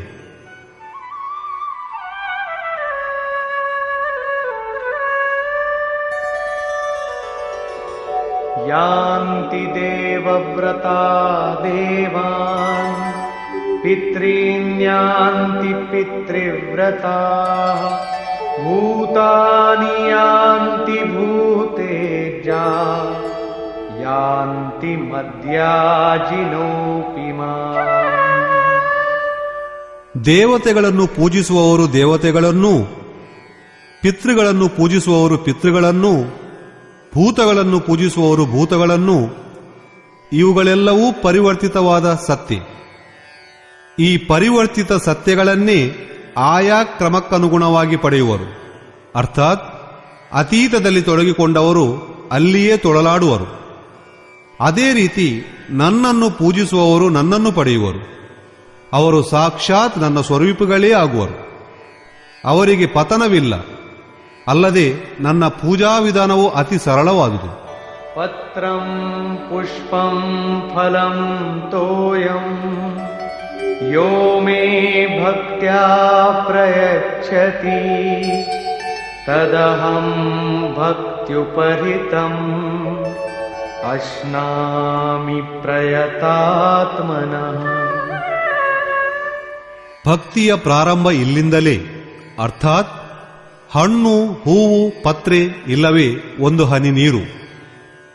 ಇವುಗಳನ್ನು ಯಾವಾತನು ಭಕ್ತಿಪೂರ್ವಕವಾಗಿ ನನಗೀಯುವನೋ ಹಾಗೆ ಭಕ್ತಿಪೂರ್ವಕವಾಗಿ ಭಕ್ತನು ನೀಡುವ ಯತ್ಕಿಂಚಿತ್ ವಸ್ತುಗಳನ್ನು ನಾನು ಪ್ರೀತಿಯಿಂದ ತಿನ್ನುವೆ, ಅಂದರೆ ಪ್ರೀತಿಪೂರ್ವಕ ಸ್ವೀಕರಿಸುವೆನು. ಆದ್ದರಿಂದ ಯತ್ಕರೋಷಿ ಯದಶ್ನಾಸಿ ಯಜ್ಜುಹೋಷಿ ದದಾಸಿ ಯತ್ತಪಸ್ಯಸಿ ಕೌಂತೆಯ ತತ್ಕುರುಷ್ವ ಮದರ್ಪಣಂ. ಅರ್ಜುನ, ನೀನು ಯಾವ ಕರ್ಮವನ್ನು ಮಾಡಿದರೂ, ಏನು ಸೇವಿಸಿದರೂ, ಯಾವುದನ್ನು ಹವನ ಮಾಡಿದರೂ, ಸಮರ್ಪಣ ಮಾಡಿದರೂ, ದಾನವಿತ್ತರೂ, ಮನದೊಂದಿಗೆ ಇಂದ್ರಿಯಗಳನ್ನು ನನಗನುರೂಪವಾಗಿ ಎರಕ ಹೊಯ್ದರೂ ಅದೆಲ್ಲವನ್ನೂ ನನಗೆ ಸಮರ್ಪಿಸು. ಸಮರ್ಪಣ ಮಾಡುವುದರಿಂದ ಯೋಗ ಕ್ಷೇತ್ರದ ಹೊಣೆಯನ್ನು ಹೊರುವೆ. ಶುಭಾಶುಭ ಫಲೈರೇವಂ ಮೋಕ್ಷ್ಯಸೇ ಕರ್ಮ ಬಂಧನೈಃ ಸನ್ಯಾಸಯೋಗಯುಕ್ತಾತ್ಮಾ ವಿಮುಕ್ತೋ ಮಾಮುಪೈಷ್ಯಸಿ. ಈ ಪ್ರಕಾರ ಸರ್ವಸ್ವದ ನ್ಯಾಸ ಸನ್ಯಾಸದಿಂದ ಮುಕ್ತನಾದ ನೀನು ಶುಭಾಶುಭ ಫಲವೀಯುವ ಕರ್ಮಗಳಿಂದ ಬಿಡುಗಡೆ ಹೊಂದಿ ನನ್ನನ್ನು ಸೇರುವೆ. ಮೇಲೆ ಹೇಳಿದ 3 ಶ್ಲೋಕಗಳಲ್ಲಿ ಯೋಗೇಶ್ವರನಾದ ಶ್ರೀಕೃಷ್ಣನು ಕ್ರಮಬದ್ಧ ಸಾಧನೆ ಹಾಗೂ ಅದರ ಪರಿಣಾಮವನ್ನು ಚಿತ್ರಿಸಿರುವನು. ಮೊದಲು ಒಂದು ಹೂ, ಒಂದು ದಳ ತುಳಸಿ, ಬಿಂದು ಜಲವನ್ನು ಶ್ರದ್ಧೆಯಿಂದ ಅರ್ಪಣೆ ಮಾಡುವುದು. ಎರಡನೇದಾಗಿ ತನ್ನನ್ನೇ ಸಮರ್ಪಿಸಿಕೊಂಡು ಕರ್ಮವನ್ನಾಚರಿಸುವುದು. ಮೂರನೇದಾಗಿ ಪೂರ್ಣ ಸಮರ್ಪಣೆ, ಬುದ್ಧಿಯಿಂದ ಸರ್ವಸ್ವವನ್ನೂ ತ್ಯಜಿಸುವುದು. ಈ ರೀತಿ ಕರ್ಮಾಚಾಲದಿಂದ ಬಿಡುಗಡೆ ಹೊಂದಿ ವಿಮುಕ್ತನಾಗುವನು. ಮುಕ್ತಿಯಿಂದ ದೊರೆಯುವುದೇನು? ತನ್ನನ್ನು ಪಡೆದುಕೊಳ್ಳುವುದೇ ಮುಕ್ತಿ. ಹಾಗಾದರೆ ಅದರಿಂದ ಲಾಭ? ಅದಕ್ಕೆ ಹೇಳುವನು,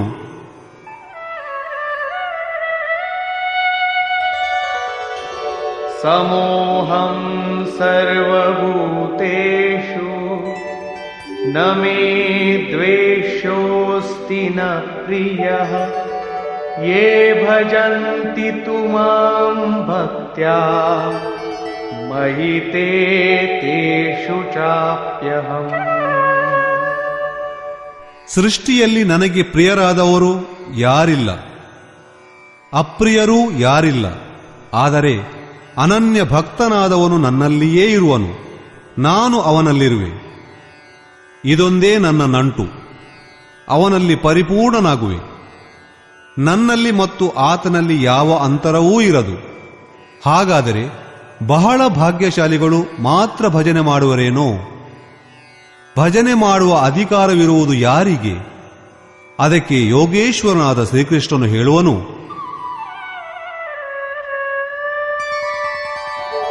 ಅಪಿ ಚೇತ್ ಸುದುರಾಚಾರೋ ಭಜತೆ ಮಾಮನನ್ಯಭಾಕ್ ಸಾಧುರೇವ ಸಮಂತವ್ಯಃ ಸಮ್ಯಗ್ ವ್ಯವಸಿತೋ ಹಿ ಸಹ. ಒಂದು ವೇಳೆ ಅತ್ಯಂತ ದುರಾಚಾರಿಯಾದವನು ಅನನ್ಯ ಭಾವದಿಂದ ನನ್ನನ್ನು ಬಿಟ್ಟು ಬೇರಾವ ದೇವತೆ ಅಥವಾ ಬೇರಾವ ವಸ್ತುಗಳನ್ನು ಭಜಿಸದೆ ಕೇವಲ ನನ್ನನ್ನೇ ಭಜಿಸುತ್ತಿದ್ದರೆ ಆತನನ್ನು ಸಾಧುವೆಂದೇ ಭಾವಿಸಬೇಕು. ಆತನಿನ್ನೂ ಸಾಧುವಾಗಿಲ್ಲವಾದರೂ ಮುಂದೆ ಆಗುವನೆಂಬುದರಲ್ಲಿ ಸಂಶಯವೇ ಇಲ್ಲ. ಏಕೆಂದರೆ ಆತನು ಯಥಾರ್ಥ ನಿಶ್ಚಯದಲ್ಲಿ ದೃಢನಾಗಿರುವನು. ಆದ್ದರಿಂದ ಭಜನೆಯನ್ನು ತಾವೂ ಮಾಡಬಹುದು. ತಾವು ಮನುಷ್ಯರಾಗಿರಬೇಕಾದುದು ಅಗತ್ಯ. ಏಕೆಂದರೆ ಮನುಷ್ಯನೇ ಯಥಾರ್ಥ ನಿರ್ಣಯವುಳ್ಳವನು. ಗೀತೆಯು ಪಾಪಿಗಳನ್ನು ಉದ್ಧರಿಸುವುದು. ಮತ್ತೂ ಆ ಪಥಿಕನು ಕ್ಷಿಪ್ರಂ ಭವತಿ ಧರ್ಮಾತ್ಮ शश्वच्छान्तिं निगच्छति कौन्तेय प्रतिजानीहि न मे भक्तः प्रणश्यति. ಈ ಭಜನೆಯ ಪ್ರಭಾವದಿಂದ ದುರ್ಜನನಾದವನು ಶೀಘ್ರದಲ್ಲಿ ಧರ್ಮಾತ್ಮನಾಗುವನು, ಪರಮಧರ್ಮನಾದ ಪರಮಾತ್ಮನಲ್ಲಿ ಸೇರುವನು, ಸದಾ ವಿರಾಜಿಸುವ ಪರಮ ಶಾಂತಿಯನ್ನು ಪಡೆಯುವನು. ಕೌಂತೆಯ, ನೀನು ಈ ಒಂದು ಮಾತನ್ನು ಮಾತ್ರ ಸದಾ ನೆನಪಿನಲ್ಲಿಡು, ಹಾಗೂ ನಿಶ್ಚಯಪೂರ್ವಕವಾಗಿ ಇದನ್ನೇ ಸತ್ಯವೆಂದು ತಿಳಿ. ನನ್ನ ಭಕ್ತನಾದವನು ಎಂದಿಗೂ ಹಾಳಾಗನು. ಒಂದು ವೇಳೆ ಒಂದು ಜನ್ಮದಲ್ಲಿ ಆತನು ಪಾರಾಗದಿದ್ದರೆ ಮತ್ತೊಂದು ಜನ್ಮದಲ್ಲಿ ಅದೇ ಸಾಧನೆಯ ಬಲದಿಂದ ಬೇಗನೆ ಪರಮಶಾಂತಿಯನ್ನು ಪಡೆಯುವನು. ಆದ್ದರಿಂದ ಸದಾಚಾರಿಯಾಗಲಿ ದುರಾಚಾರಿಯಾಗಲಿ ಭಜನೆ ಮಾಡುವ ಅಧಿಕಾರ ಎಲ್ಲರಿಗೂ ಇದೆ. ಅಷ್ಟೇ ಅಲ್ಲ, ಮಾಂ ಹಿ ಪಾರ್ಥವ್ಯಪಾಶ್ರಿತ್ಯ ಯೇಪಿ ಸ್ಯುಃ ಪಾಪಯೋನಯಃ ಸ್ತ್ರಿಯೋ ವೈಶ್ಯಾಸ್ತಥಾ ಶೂದ್ರಾಃ ತೇಪಿ ಯಾಂತಿ ಪರಾಂ ಗತಿಂ. ಪಾರ್ಥ, ಸ್ತ್ರೀ, ವೈಶ್ಯ, ಶೂದ್ರಾದಿಗಳು ಪಾಪ ಯೋನಿಗಳಲ್ಲಿ ಜನಿಸಿದ ಇನ್ನೂ ಅನೇಕಾನೇಕ ಮಂದಿ ನನ್ನನ್ನು ಶರಣು ಹೊಕ್ಕು ಪರಮಗತಿಯನ್ನು ಪಡೆಯುವನು. ಆದ್ದರಿಂದ ಗೀತೆ ಎಂಬುದು ಮನುಷ್ಯ ಮಾತ್ರಕ್ಕೂ ಇರುವ ಗ್ರಂಥ.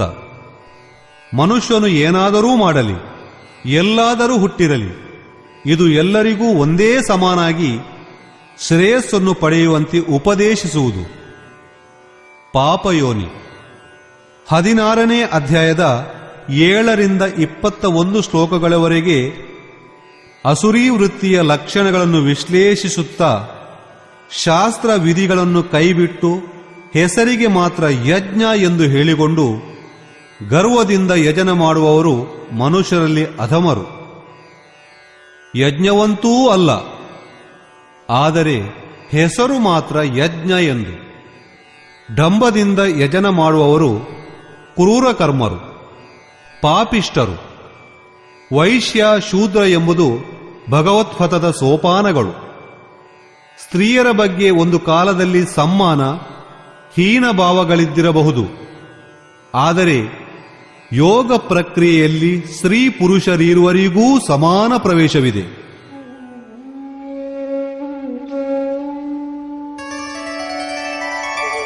ಕಿಂ ಪುನರ್ಬ್ರಾಹ್ಮಣಾ ಪುಣ್ಯಾ ಭಕ್ತಾ ರಾಜರ್ಷಯಸ್ತಥಾ ಅನಿತ್ಯಮಸುಖಂ ಲೋಕಂ ಇಮಂ ಪ್ರಾಪ್ಯ ಭಜಸ್ವ ಮಾಂ. ಅಂದ ಮೇಲೆ ಬ್ರಾಹ್ಮಣರು ರಾಜರ್ಷಿಗಳಾದ ಕ್ಷತ್ರಿಯ ಶ್ರೇಣಿಯ ಬಗ್ಗೆ ಹೇಳುವುದೇನಿದೆ? ಬ್ರಾಹ್ಮಣ ಎಂದು ವಿಶೇಷ ಸ್ಥಿತಿ. ಬ್ರಹ್ಮನನ್ನು ಪ್ರವೇಶಿಸಬಲ್ಲ ಎಲ್ಲಾ ಯೋಗ್ಯತೆಗಳೂ ಆತನಲ್ಲಿರುವುದು. ಶಾಂತಿ, ಅರ್ಜವ, ಅನುಭವದಿಂದೊಡಗೂಡಿದ ಉಪಲಬ್ಧಿ, ಧ್ಯಾನ, ಇಷ್ಟನ ನಿರ್ದೇಶನದಂತೆ ನಡೆದುಕೊಳ್ಳುವ ಸತ್ವ, ಇವೇ ಬ್ರಾಹ್ಮಣನ ಅವಸ್ಥೆ. ರಾಜರ್ಷಿಯಾದ ಕ್ಷತ್ರಿಯರಲ್ಲಿ ರಿದ್ಧಿ ಸಿದ್ಧಿಗಳ ಸಮೃದ್ಧಿ, ಶೌರ್ಯ, ಸ್ವಾಮೀಭಾವ, ಹಿಂದೆಗೆಯದ ಪ್ರವೃತ್ತಿಗಳು ಇರಬೇಕು. ಈ ಯೋಗದ ಹಂತವನ್ನು ಮುಟ್ಟಿದ ಯೋಗಿಯು ಪಾರಾಗುವನು. ಅಂತಹವರಿಗೆ ಹೇಳುವುದೇನು? ಆದ್ದರಿಂದ ಅರ್ಜುನ, ಸುಖವಿಲ್ಲದ ಈ ಮನುಷ್ಯ ಶರೀರವನ್ನು ಪಡೆದು ನನ್ನನ್ನು ಭಜಿಸು. ಈ ನಶ್ವರ ಶರೀರದ ಮೇಲೆ ಮಮಕಾರ ಬೇಡ. ಇದನ್ನು ಪೋಷಿಸಲು ಹೆಚ್ಚು ಸಮಯವನ್ನು ಹಾಳು ಮಾಡಿಕೊಳ್ಳುವುದೂ ಬೇಡ. ಯೋಗೇಶ್ವರನಾದ ಶ್ರೀಕೃಷ್ಣನು ಬ್ರಾಹ್ಮಣ, ಕ್ಷತ್ರಿಯ, ವೈಶ್ಯ, ಶೂದ್ರ ಎಂದು ಇಲ್ಲಿ 4ನೇ ಬಾರಿ ಚರ್ಚಿಸಿರುವನು. 2ನೇ ಅಧ್ಯಾಯದಲ್ಲಿ ಕ್ಷತ್ರಿಯನಾದವನಿಗೆ ಯುದ್ಧಕ್ಕಿಂತ ಶ್ರೇಯಸ್ಕರವಾದುದು ಬೇರಾವುದಿಲ್ಲ ಎಂದು ಹೇಳಿರುವನು. 3ನೇ ಅಧ್ಯಾಯದಲ್ಲಿ ಸ್ವಧರ್ಮದಲ್ಲಿ ನಿಧನವಾದರೂ ಅಡ್ಡಿಯಿಲ್ಲ. 4ನೇ ಅಧ್ಯಾಯದಲ್ಲಿ ಸಂಕ್ಷೇಪವಾಗಿ ಚಾತುರ್ವರ್ಣ್ಯಗಳನ್ನು ತಾನೇ ರಚಿಸಿರುವುದಾಗಿ ಹೇಳಿರುವನು. ಹಾಗಾದರೆ ಮನುಷ್ಯರಲ್ಲಿ 4 ಜಾತಿಗಳಲ್ಲಿ ಹಂಚಿದನೆಂದೇ ಇಲ್ಲ. ಗುಣಕರ್ಮ ವಿಭಾಗಶಃ ಗುಣಾವಗುಣಗಳು ಮತ್ತು ಕರ್ಮಗಳ ಮಾತ್ರ ಪ್ರಮಾಣಗಳಿಗನುಸಾರವಾಗಿ 4 ಶ್ರೇಣಿಗಳನ್ನು ಮಾಡಿರುವನು. ಶ್ರೀಕೃಷ್ಣನ ಪ್ರಕಾರ ಕರ್ಮವೊಂದೇ ಯಜ್ಞ ಪ್ರಕ್ರಿಯೆ. ಆದ್ದರಿಂದ ಈ ಯಜ್ಞವನ್ನು ಮಾಡತಕ್ಕವರು 4 ಪ್ರಕಾರ ಇರುವರು. ಪ್ರವೇಶ ಕಾಲದಲ್ಲಿ ಈ ಯಜ್ಞಕರ್ತೃಗಳು ಶೂದ್ರರು, ಅಲ್ಪಜ್ಞರು, ಅಲ್ಪ ಸ್ವಲ್ಪ ಮಾಡುವ ಶಕ್ತಿಗಿಂತ ಮೇಲೆ ಏರುತ್ತಿರುವಂತೆ ಪ್ರಕೃತಿಯ ತ್ರಿಗುಣಗಳನ್ನೂ ಕಡಿದೊಗೆಯುವ ಸಾಮರ್ಥ್ಯ ಬರುವುದು. ಆಗ ಅದೇ ಸಾಧಕರು ಕ್ಷತ್ರಿಯರಾಗುವರು. ಮುಂದೆ ಇದೇ ಸಾಧಕ ಸ್ವಭಾವ ಬೆಳೆದು ಬ್ರಹ್ಮದಲ್ಲಿ ಪ್ರವೇಶ ನೀಡುವ ಸಮರ್ಥತೆ ಅವರಲ್ಲಿ ಬಲವಾಗಿ ಬೇರೂರುವುದು. ಆಗ ಅವರು ಬ್ರಾಹ್ಮಣ ಶ್ರೇಣಿಯವರಾಗುವರು. ವೈಶ್ಯ ಶೂದ್ರರಿಗಿಂತ ಕ್ಷತ್ರಿಯ ಬ್ರಾಹ್ಮಣ ವರ್ಗದಲ್ಲಿ ಸಾಧಕರು ಪ್ರಾಪ್ತಿಗೆ ಅತೀ ಸಮೀಪದಲ್ಲಿರುವರು. ವೈಶ್ಯ ಶೂದ್ರರು ಸಹ ಅದೇ ಬ್ರಹ್ಮದಲ್ಲಿ ಪ್ರವೇಶ ಪಡೆದು ಶಾಂತರಾಗುವರು. ಇನ್ನೂ ಮೇಲಿನ ಹಂತದಲ್ಲಿರುವವರ ಬಗ್ಗೆ ಹೇಳುವುದೇನಿದೆ? ಅವರಿಗಂತೂ ಇದು ಕಟ್ಟಿಟ್ಟ ಬುತ್ತಿ. ಗೀತೆಯು ಯಾವ ಉಪನಿಷತ್ತುಗಳ ಸಾರ ಸಂಗ್ರಹವಾಗಿದೆಯೋ ಆ ಉಪನಿಷತ್ತಿನಲ್ಲಿ ಬ್ರಾಹ್ಮಣ ವಿದುಷಿಯರ ಆಖ್ಯಾನಗಳು ತುಂಬಿವೆ. ಹೇಳಿ ಕೇಳಿದ ಧರ್ಮ ಬೀರುಗಳು, ರೂಢಿವಾದಿಗಳು ವೇದಾಧ್ಯಯನದ ಅಧಿಕಾರದ ಅನಧಿಕಾರಗಳ ಬಗ್ಗೆ ತಲೆಕೆಡಿಸಿಕೊಂಡು ಈ ವ್ಯವಸ್ಥೆಯನ್ನು ಮಾಡಿರುವರು. ಯೋಗೇಶ್ವರನಾದ ಶ್ರೀಕೃಷ್ಣನು ಉದ್ಘೋಷಿಸಿರುವುದೇನೆಂದರೆ, ಯಜ್ಞಾರ್ಥ ಕರ್ಮಗಳ ನಿರ್ದಿಷ್ಟ ಕ್ರಿಯೆಯಲ್ಲಿ ಸ್ತ್ರೀ ಪುರುಷರಿರುವರಿಗೂ ಮತ್ತು ಎಲ್ಲರಿಗೂ ಪ್ರವೇಶಿಸಲು ಸಮಾನ ಅವಕಾಶವುಂಟು. ಆದ್ದರಿಂದ ಆತನು ಭಜನೆಯ ಭಾವನೆಗೆ ಹೆಚ್ಚು ಇಂಬು ಕೊಡುವನು.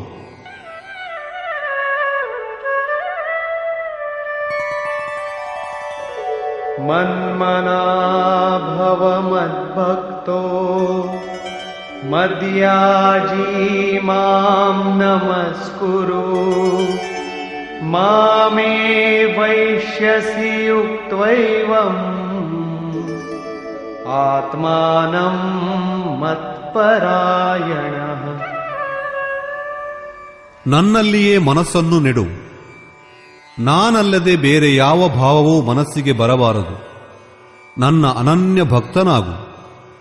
ಅನವರತವೂ ನನ್ನನ್ನೇ ಚಿಂತಿಸು. ಶ್ರದ್ಧಾಯುಕ್ತನಾಗಿ ನಿರಂತರವೂ ನನ್ನನ್ನೇ ಪೂಜಿಸು, ನನ್ನನ್ನೇ ನಮಸ್ಕರಿಸು.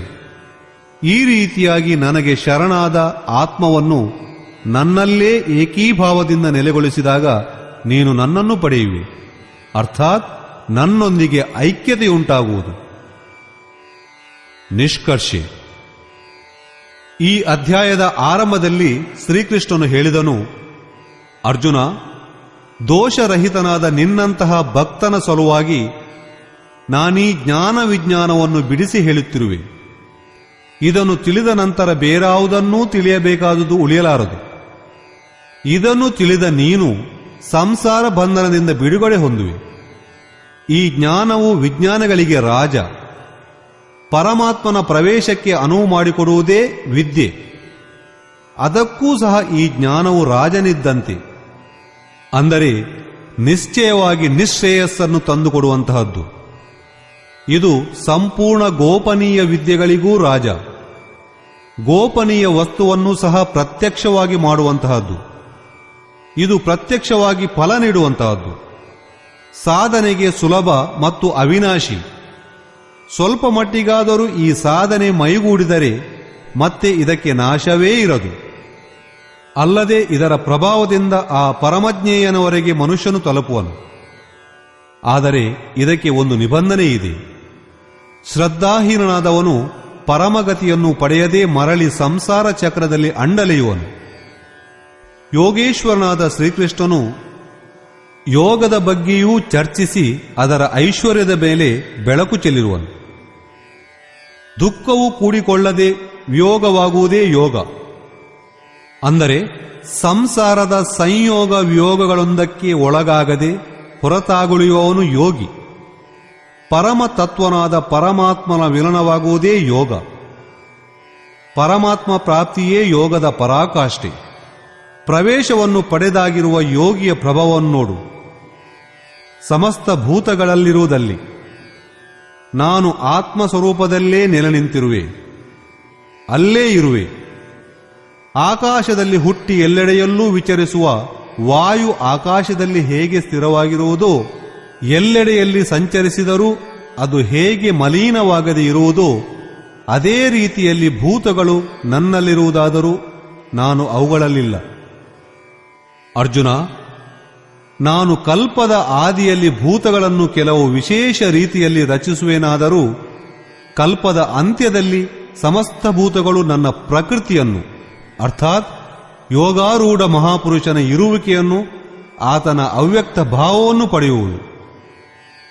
ಮಹಾಪುರುಷನು ಪ್ರಕೃತಿಗಿಂತ ತೀರ ಭಿನ್ನನಾಗಿರುವನಾದರೂ ಪ್ರಾಪ್ತಿಯ ನಂತರ ತನ್ನ ಸ್ವಭಾವದಲ್ಲಿ, ಅರ್ಥಾತ್ ತನ್ನಲ್ಲಿಯೇ ನೆಲೆಯೂರಿ ನಿಂತಿದ್ದರೂ ಲೋಕ ಸಂಗ್ರಹಕ್ಕಾಗಿ ಯಾವ ಕಾರ್ಯಗಳನ್ನು ಮಾಡುವನೋ ಅದು ಅವನು ಒಂದು ರೀತಿಯ ಇರುವಿಕೆ. ಇದೇ ಇರುವಿಕೆಯಲ್ಲಿ ನಡೆಯುವ ಕಾರ್ಯಕಲಾಪಗಳನ್ನು ಆ ಮಹಾಪುರುಷನ ಇರುವಿಕೆ ಅಥವಾ ಪ್ರಕೃತಿ ಎಂದೂ ಸಂಬೋಧಿಸಲಾಗುವುದು. ಸಮಸ್ತ ಭೂತಗಳನ್ನು ಕಲ್ಪಕ್ಕಾಗಿ ಪ್ರೇರಿಸುವ ರಚನಾಕಾರ ಓರ್ವ ನಾನು. ಇನ್ನೊಂದು ತ್ರಿಗುಣಮಯವಾದ ಪ್ರಕೃತಿ, ಅದು ನನ್ನ ಅಭ್ಯಾಸದಿಂದ ಚರಾಚರ ಸಹಿತವಾಗಿ ಭೂತಗಳನ್ನು ರಚಿಸುವುದು. ಇದೂ ಒಂದು ಕಲ್ಪ. ಇದರಲ್ಲಿ ಶರೀರ ಪರಿವರ್ತನೆ, ಸ್ವಭಾವ ಪರಿವರ್ತನೆ ಮತ್ತು ಕಾಲ ಪರಿವರ್ತನೆಗಳು ಅಡಕವಾಗಿವೆ. ಗೋಸ್ವಾಮಿ ತುಳಸೀದಾಸರು ಇದನ್ನೇ ಹೇಳುವರು. ಏಕ್ ದುಷ್ಟ ಅತಿಶಯ ದುಃಖ ರೂಪ, ಜಾ ಬಸ್ ಜೀವು ಪರ ಭಯ ಕೋಪ. ಪ್ರಕೃತಿಯಲ್ಲಿ ಎರಡು ಭೇದ, ವಿದ್ಯೆ ಅವಿದ್ಯೆಗಳೆಂದು. ಅವುಗಳಲ್ಲಿ ಅವಿದ್ಯೆಯು ದುಷ್ಟವಾದುದು, ದುಃಖ ರೂಪವಾದುದು. ಅದರಲ್ಲಿ ಜೀವಿಯು ವಿವಶನಾಗಿ ಭವಕೂಪದಲ್ಲಿ ಮುಳುಗೇಳುವನು. ಅದರ ಪ್ರೇರಣೆಯ ದೆಸೆಯಿಂದಾಗಿ ಮನುಷ್ಯನು ಕಾಲ, ಕರ್ಮ, ಸ್ವಭಾವಗಳ ಸುತ್ತಿನೊಳಗೆ ಬಂದು ಬೀಳುವನು. ಮತ್ತೊಂದು ವಿದ್ಯಾಮಾಯೆ. ಅದನ್ನೇ ಶ್ರೀಕೃಷ್ಣನು ತಾನು ರಚಿಸುವೆನೆಂದು ಹೇಳುವನು. ಗೋಸ್ವಾಮಿಗಳು ಹೇಳುವಂತೆ ಪ್ರಭು ರಚಿಸುವನು. ಏಕ್ ರಚಹಿ ಜಗ ಗುನ್ನು ಬಸ ಜಾಕೆ, ಪ್ರಭು ಪ್ರೇರಿತ ನಹಿ ನಿಜ ಬಲತಾಕೆ. ಅದು ಜಗತ್ತನ್ನು ರಚಿಸುವುದು. ತ್ರಿಗುಣಗಳಿಗೆ ಆಶ್ರಿತವಾಗಿ ಮಂಗಳವನ್ನು ಉಂಟು ಮಾಡುವ ಗುಣ ಈಶ್ವರನಲ್ಲಿ ಮಾತ್ರ ಇದೆ. ಪ್ರಕೃತಿಯಲ್ಲಿ ಗುಣವೇ ಇಲ್ಲ, ಏಕೆಂದರೆ ಅದು ನಶ್ವರ. ಆದರೆ ವಿದ್ಯೆಯಲ್ಲಿ ಪ್ರಭುವೇ ಪ್ರೇರಕನಾಗಿ ಮಾಡುವನು. ಈ ರೀತಿಯಲ್ಲಿ ಕಲ್ಪವು ಎರಡು ವಿಧ. ಒಂದು ವಸ್ತು ಶರೀರ ಮತ್ತು ಕಾಲದ ಪರಿವರ್ತನೆಯಾಗುವ ಕಲ್ಪ. ಈ ಪರಿವರ್ತನೆಯನ್ನು ಪ್ರಕೃತಿಯೇ ನನ್ನ ಅಭ್ಯಾಸದಿಂದ ಮಾಡುವುದು. ಆದರೆ ಅದಕ್ಕಿಂತ ಮಹತ್ತಾದ ಕಲ್ಪ ಆತ್ಮಕ್ಕೆ ನಿರ್ಮಲ ಸ್ವರೂಪವನ್ನು ಪ್ರದಾನ ಮಾಡುವುದು.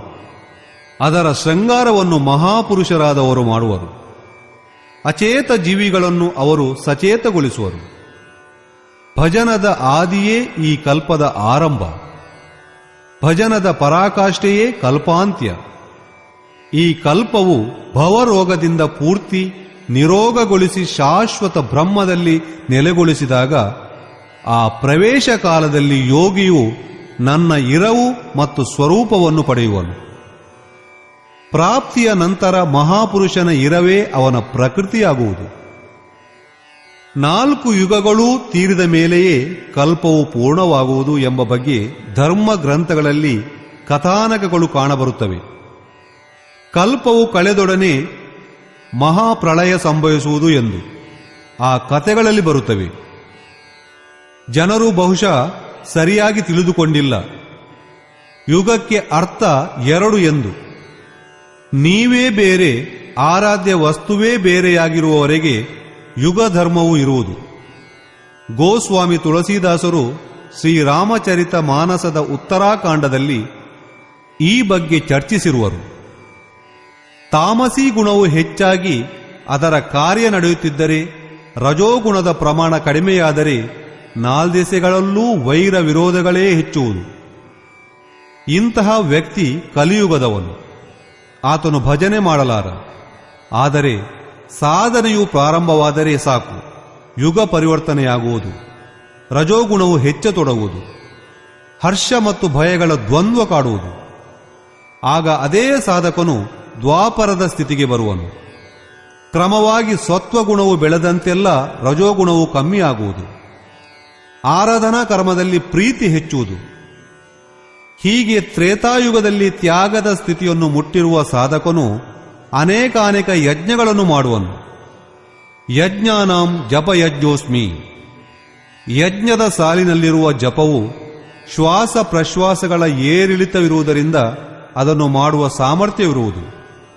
ಸತ್ವಗುಣ ಮಾತ್ರ ಶೇಷವಾಗುಳಿದಾಗ ವಿಷಮತೆಯೆಲ್ಲವೂ ಅಳಿದು ಸಮತ್ವ ಭಾವವು ಸ್ಥಿರವಾದಾಗ ಕೃತಯುಗ ಅರ್ಥಾತ್ ಕೃತಾರ್ಥಯುಗ ಅಥವಾ ಸತ್ಯಯುಗದ ಪ್ರಭಾವ ತಲೆ ಎತ್ತುವುದು. ಆ ಸಮಯದಲ್ಲಿ ಎಲ್ಲಾ ಯೋಗಿಗಳು ವಿಜ್ಞಾನಿಗಳಾಗಿರುವರು. ಈಶ್ವರನೊಂದಿಗೆ ಸಮ್ಮಿಳಿತರಾಗುವಂತವರು ಸ್ವಾಭಾವಿಕವಾಗಿಯೇ ಧ್ಯಾನವನ್ನು ಹಿಡುವ ಶಕ್ತಿ ಅವರಲ್ಲಿರುವುದು. ವಿವೇಕಿಗಳಾದವರು ಯೋಗ ಧರ್ಮಗಳ ಏರಿಳಿತವನ್ನು ಮನಸ್ಸಿನಲ್ಲಿ ಅರ್ಥ ಮಾಡಿಕೊಳ್ಳುವರು. ಮನಸ್ಸನ್ನು ನಿರೋಧಿಸುವ ಸಲುವಾಗಿ ಅಧರ್ಮವನ್ನು ಪರಿತ್ಯಜಿಸಿ ಧರ್ಮದಲ್ಲಿ ಪ್ರವೃತ್ತವಾಗುವರು. ನಿರುದ್ಧ ಮನವೂ ವಿಲಯವನ್ನು ಹೊಂದುತ್ತಲೇ ಯುಗಗಳ ಜೊತೆಗೆ ಕಲ್ಪವೂ ಅಂತ್ಯಗೊಳ್ಳುವುದು. ಪೂರ್ಣತ್ವವನ್ನು ದೊರಕಿಸಿಕೊಟ್ಟು ಕಲ್ಪವು ಶಾಂತವಾಗುವುದು. ಇದೇ ಪ್ರಳಯ. ಪ್ರಕೃತಿಯು ಪುರುಷನಲ್ಲಿ ವಿಲೀನವಾಗುವುದೇ ಪ್ರಳಯ. ಅನಂತರ ಮಹಾಪುರುಷನ ಇರವು ಹೇಗಿರುವುದೋ ಅದೇ ಅವನ ಪ್ರಕೃತಿ, ಅದೇ ಅವನ ಸ್ವಭಾವ. ಯೋಗೇಶ್ವರನಾದ ಶ್ರೀಕೃಷ್ಣನು ಹೇಳುವನು, ಮೂಢ ಜನರು ನನ್ನನ್ನು ಅರಿಯಲಾರದೆ ಹೋಗುವರು. ಈಶ್ವರನಿಗೂ ಈಶ್ವರನಾದ ನನ್ನನ್ನು ಕ್ಷುಲ್ಲಕವೆಂದು ಬಗೆಯುವರು. ಸಾಮಾನ್ಯ ಜನ ಒಪ್ಪುವರು. ಪ್ರತಿಯೋರ್ವನು ಮಹಾಪುರುಷನೊಂದಿಗೂ ಆಯಾ ಕಾಲದ ಸಮಾಜ ಉಪೇಕ್ಷಾ ಭಾವವನ್ನೇ ತಾಳಿರುವುದು ವಿಡಂಬನೆ. ಆ ಮಹಾಪುರುಷರನ್ನು ಪ್ರಬಲರಾಗಿ ವಿರೋಧಿಸಿರುವರು. ಶ್ರೀಕೃಷ್ಣನೂ ಇದಕ್ಕೆ ಹೊರತಲ್ಲ. ಆತನು ಹೇಳುವನು, ನಾನು ಪರಮ ಭಾವದಲ್ಲಿ ನೆಲೆಗೊಂಡಿರುವೆ, ಆದರೆ ನನ್ನ ಶರೀರವು ಮನುಷ್ಯ ಶರೀರವೇ. ಆದ್ದರಿಂದ ಮೂಢ ಜನರು ನನ್ನನ್ನು ತುಚ್ಛನೆಂದು ಭಾವಿಸಿ ನಾನೂ ಓರ್ವ ಮನುಷ್ಯನೆಂದು ತಿಳಿದಿರುವರು. ಇಂತಹ ಜನರ ಆಸೆ ವ್ಯರ್ಥವಾದುದು, ಇಂತಹವರ ಕರ್ಮ ವ್ಯರ್ಥವಾದುದು. ನಾವು ನಿಷ್ಕಾಮ ಕರ್ಮಯೋಗಿಗಳು ಎಂದು ಬಡಾಯಿ ಕೊಚ್ಚಲಿ. ಅವರು ಅಸುರಿ ಸ್ವಭಾವದವರೇ. ನನ್ನನ್ನು ಅವರು ಕಂಡುಕೊಳ್ಳಲಾರರು. ಆದರೆ ದೈವೀ ಸಂಪತ್ತನ್ನು ಪಡೆದವರು ಮಾತ್ರ ಖಂಡಿತ ನನ್ನನ್ನು ಅನನ್ಯ ಭಾವದಿಂದ ಧ್ಯಾನಿಸುವರು. ನನ್ನ ಗುಣಗಳನ್ನು ನಿರಂತರವಾಗಿ ಚಿಂತಿಸಿರುವರು. ಅನನ್ಯೋಪಾಸನೆ ಅರ್ಥಾತ್ ಯಜ್ಞಾರ್ಥ ಕರ್ಮಗಳಲ್ಲಿ ಎರಡು ಬಗೆ. ಮೊದಲನೆಯದು ಜ್ಞಾನಯಜ್ಞ, ಅಂದರೆ ತನ್ನ ಭರವಸೆಯ ಮೇಲೆ ತನ್ನ ಶಕ್ತಿಯನ್ನು ತಿಳಿದು ಅದೇ ನಿಯತ ಕರ್ಮದಲ್ಲಿ ತೊಡಗುವುದು. ಮತ್ತೊಂದು ವಿಧಿ, ಸ್ವಾಮಿ ಸೇವಕ ಭಾವನೆಯದು.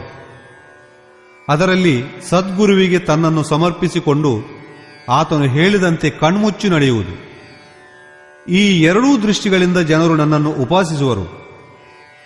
ಆದರೆ ಅವರ ಮುಖಾಂತರ ಪಾರಾಗುವವರು ಯಜ್ಞ, ಹವನ, ಕರ್ತೃ, ಶ್ರದ್ಧೆ, ಔಷಧಿ ಮುಂತಾದವುಗಳ ಮೂಲಕ ಭವರೋಗಕ್ಕೆ ಚಿಕಿತ್ಸೆಯನ್ನೂ ದೊರೆಯುವುದೋ ಅದೆಲ್ಲವೂ ನಾನೇ.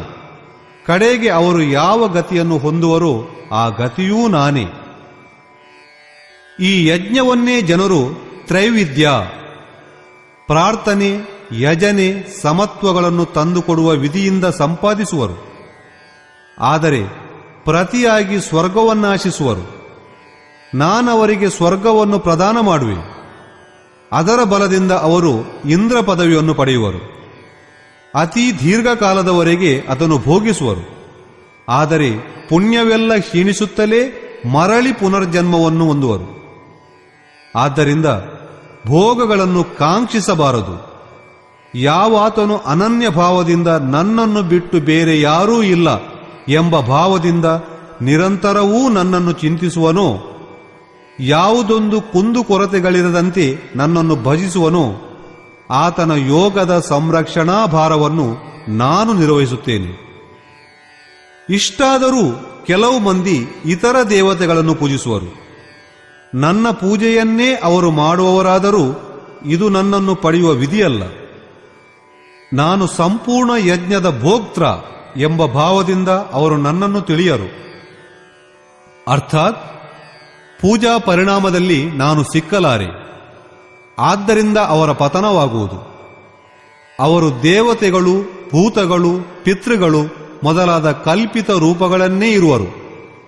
ನನ್ನ ನಿಜವಾದ ಭಕ್ತನಾದರೂ ಸಾಕ್ಷಾತ್ ನನ್ನಲ್ಲೇ ವಾಸ ಮಾಡುವನು, ನನ್ನ ಸಾರೂಪ್ಯವನ್ನೇ ಪಡೆಯುವನು. ಯೋಗೇಶ್ವರನಾದ ಶ್ರೀಕೃಷ್ಣನು ಈ ಯಜ್ಞಾರ್ಥ ಕರ್ಮಗಳನ್ನು ಅತ್ಯಂತ ಸುಗಮವಾದುವೆಂದು ಹೇಳುವನು. ಓರ್ವನು ಭಕ್ತಿ ಶ್ರದ್ಧೆಗಳಿಂದ ಒಂದು ಪತ್ರೆ, ಒಂದು ಹೂ, ಒಂದು ಬಿಂದು ನೀರನ್ನು ಕೊಟ್ಟರೂ ನಾನದನ್ನು ಸ್ವೀಕರಿಸುವೆ. ಆದ್ದರಿಂದ ಅರ್ಜುನ, ನೀನು ಯಾವ ಆರಾಧನೆ ಮಾಡಿದರೂ ಅದನ್ನು ನನಗೆ ಸಮರ್ಪಿಸು. ಹೀಗೆ ಸರ್ವಸ್ವವನ್ನೂ ನನಗೊಪ್ಪಿಸಿದಾಗ ಯೋಗಯುಕ್ತನಾದ ನೀನು ಕರ್ಮ ಬಂಧನಗಳಿಂದ ಮುಕ್ತನಾಗುವೆ. ಆ ಮುಕ್ತಿಯು ನನ್ನದೇ ಸ್ವರೂಪ. ಪ್ರಪಂಚದಲ್ಲಿ ಎಲ್ಲಾ ಪ್ರಾಣಿಗಳೂ ನನಗೇ ಸೇರಿರುವುದು. ಆದರೆ ಯಾವ ಪ್ರಾಣಿಯೊಂದಿಗೂ ನನಗೆ ಪ್ರೇಮವೂ ಇಲ್ಲ, ದ್ವೇಷವೂ ಇಲ್ಲ. ನಾನು ತಟಸ್ಥ. ಆದರೆ ಯಾವಾತನು ನನಗೆ ಅನನ್ಯ ಭಕ್ತನಾಗಿರುವನೋ ನಾನು ಆತನಲ್ಲಿರುವೆ. ಓರ್ವನು ಅತ್ಯಂತ ದುರಾಚಾರಿಯೇ ಆಗಿರಬಹುದು, ಅತಿ ಜಘನ್ಯನೂ ಪಾಪಿಯೂ ಆಗಿರಬಹುದು. ನನ್ನನ್ನು ಅನನ್ಯ ಶ್ರದ್ಧಾಭಕ್ತಿಗಳಿಂದ ನನ್ನನ್ನು ಭಜಿಸುತ್ತಿದ್ದರೆ ಆತನನ್ನು ಸಾಧುವೆಂದೇ ಹೇಳಬಹುದು. ಆತನ ನಿಶ್ಚಯ ಸ್ಥಿರವಾದುದು. ಅವನು ಅತಿ ಶೀಘ್ರದಲ್ಲೇ ಪರಮಗತಿಯನ್ನು ಸೇರುವನು, ಶಾಶ್ವತವಾದ ಪರಮ ಶಾಂತಿಯನ್ನು ಪಡೆಯುವನು. ಇಲ್ಲಿ ಶ್ರೀಕೃಷ್ಣನು ಧಾರ್ಮಿಕನಾರು ಎಂಬುದನ್ನು ಸ್ಪಷ್ಟಗೊಳಿಸಿರುವನು. ಸೃಷ್ಟಿಯಲ್ಲಿ ಜನ್ಮ ಪಡೆದ ಯಾವ ಪ್ರಾಣಿಯೇ ಆಗಲಿ ಅನನ್ಯ ಭಾವದಿಂದ ಓರ್ವ ಪರಮಾತ್ಮನನ್ನು ಸ್ಮರಣೆ ಮಾಡುವವನೇ ಧಾರ್ಮಿಕ. ಕಡೆಯಲ್ಲಿ ಭರವಸೆ ನೀಡುವನು. ಅರ್ಜುನ, ನನ್ನ ಭಕ್ತನಿಗೆಂದೂ ಕೇಡಿಲ್ಲ. ಅವನು ಶೂದ್ರನಾಗಿರಲಿ, ನೀಚನಾಗಿರಲಿ, ಆದಿವಾಸಿಯಾಗಿರಲಿ, ನಾಗರಿಕನಾಗಿರಲಿ, ಯಾವ ಹೆಸರುಳ್ಳವನಾಗಿರಲಿ, ಸ್ತ್ರೀಯಾಗಿರಲಿ, ಪುರುಷನಾಗಿರಲಿ, ಪಾಪ ಯೋನಿಯಲ್ಲಿ, ತಿರ್ಯಕ ಯೋನಿಗಳಲ್ಲಿ ಹುಟ್ಟಿರಲಿ, ನನಗೆ ಶರಣಾಗಿ ಪರಮಜ್ಞೇಯವನ್ನು ಪಡೆಯುವನು. ಆದ್ದರಿಂದ ಕ್ಷಣಭಂಗುರವೂ ಸುಖರಹಿತವೂ ಆದರೆ ದುರ್ಲಭವೂ ಆದ ಮನುಷ್ಯ ಪ್ರವೇಶವನ್ನು ದೊರಕಿಸಿಕೊಡುವಂತಹ ಅರ್ಹತೆಯುಳ್ಳ ಬ್ರಾಹ್ಮಣ, ರಾಜರ್ಷಿ ಮಟ್ಟದಲ್ಲಿ ಭಜಿಸುವ ಕ್ಷತ್ರಿಯ, ಇಂತಹ ಯೋಗಿಗಳ ಬಗ್ಗೆ ಹೇಳುವುದೇನಿದೆ? ಆದ್ದರಿಂದ ಅರ್ಜುನ, ಆತನು ಎಂದೋ ಪಾರಾಗಿಯೇ ಇರುವನು. ನೀನು ಸಹ ನಿರಂತರವೂ ನನ್ನಲ್ಲೇ ಮನವಿಟ್ಟವನಾಗು. ನಿರಂತರವೂ ನನ್ನನ್ನೇ ನಮಸ್ಕರಿಸು. ಹೀಗೆ ಎಲ್ಲಾ ವಿಧದಲ್ಲಿ ನನಗೆ ಶರಣಾಗತನಾಗಿ ನನ್ನನ್ನೇ ಪಡೆಯುವೆ. ಅಲ್ಲಿಂದ ನೀನು ಮರಳಿ ಬರಬೇಕಾದುದಿಲ್ಲ. ಈ ಅಧ್ಯಾಯದಲ್ಲಿ ಶ್ರೀಕೃಷ್ಣನೇ ಹೇಳುವಂತೆ ಜಾಗೃತಿ ಎಂಬ ವಿದ್ಯೆಯ ಬಗ್ಗೆ ಪ್ರಕಾಶ ಬೀರಲಾಗಿದೆ. ಇದು ರಾಜವಿದ್ಯೆ. ಇದು ಒಮ್ಮೆ ಜಾಗೃತವಾಯಿತೆಂದರೆ ಮತ್ತೆ ಇದು ಮಂಗಳವನ್ನೇ ಉಂಟು ಮಾಡುವುದು. ಆದ್ದರಿಂದ ಓಂ ತತ್ಸದಿತಿ ಶ್ರೀಮದ್ಭಗವದ್ಗೀತಾ ಸೂಪನಿಷತ್ಸ್ ಬ್ರಹ್ಮವಿದ್ಯಾಯಾಂ ಯೋಗಶಾಸ್ತ್ರೇ ಶ್ರೀಕೃಷ್ಣಾರ್ಜುನ ಸಂವಾದೆ ರಾಜವಿದ್ಯಾ ಜಾಗೃತಿ ನಾಮ ನವಮೋಧ್ಯಾಯಃ.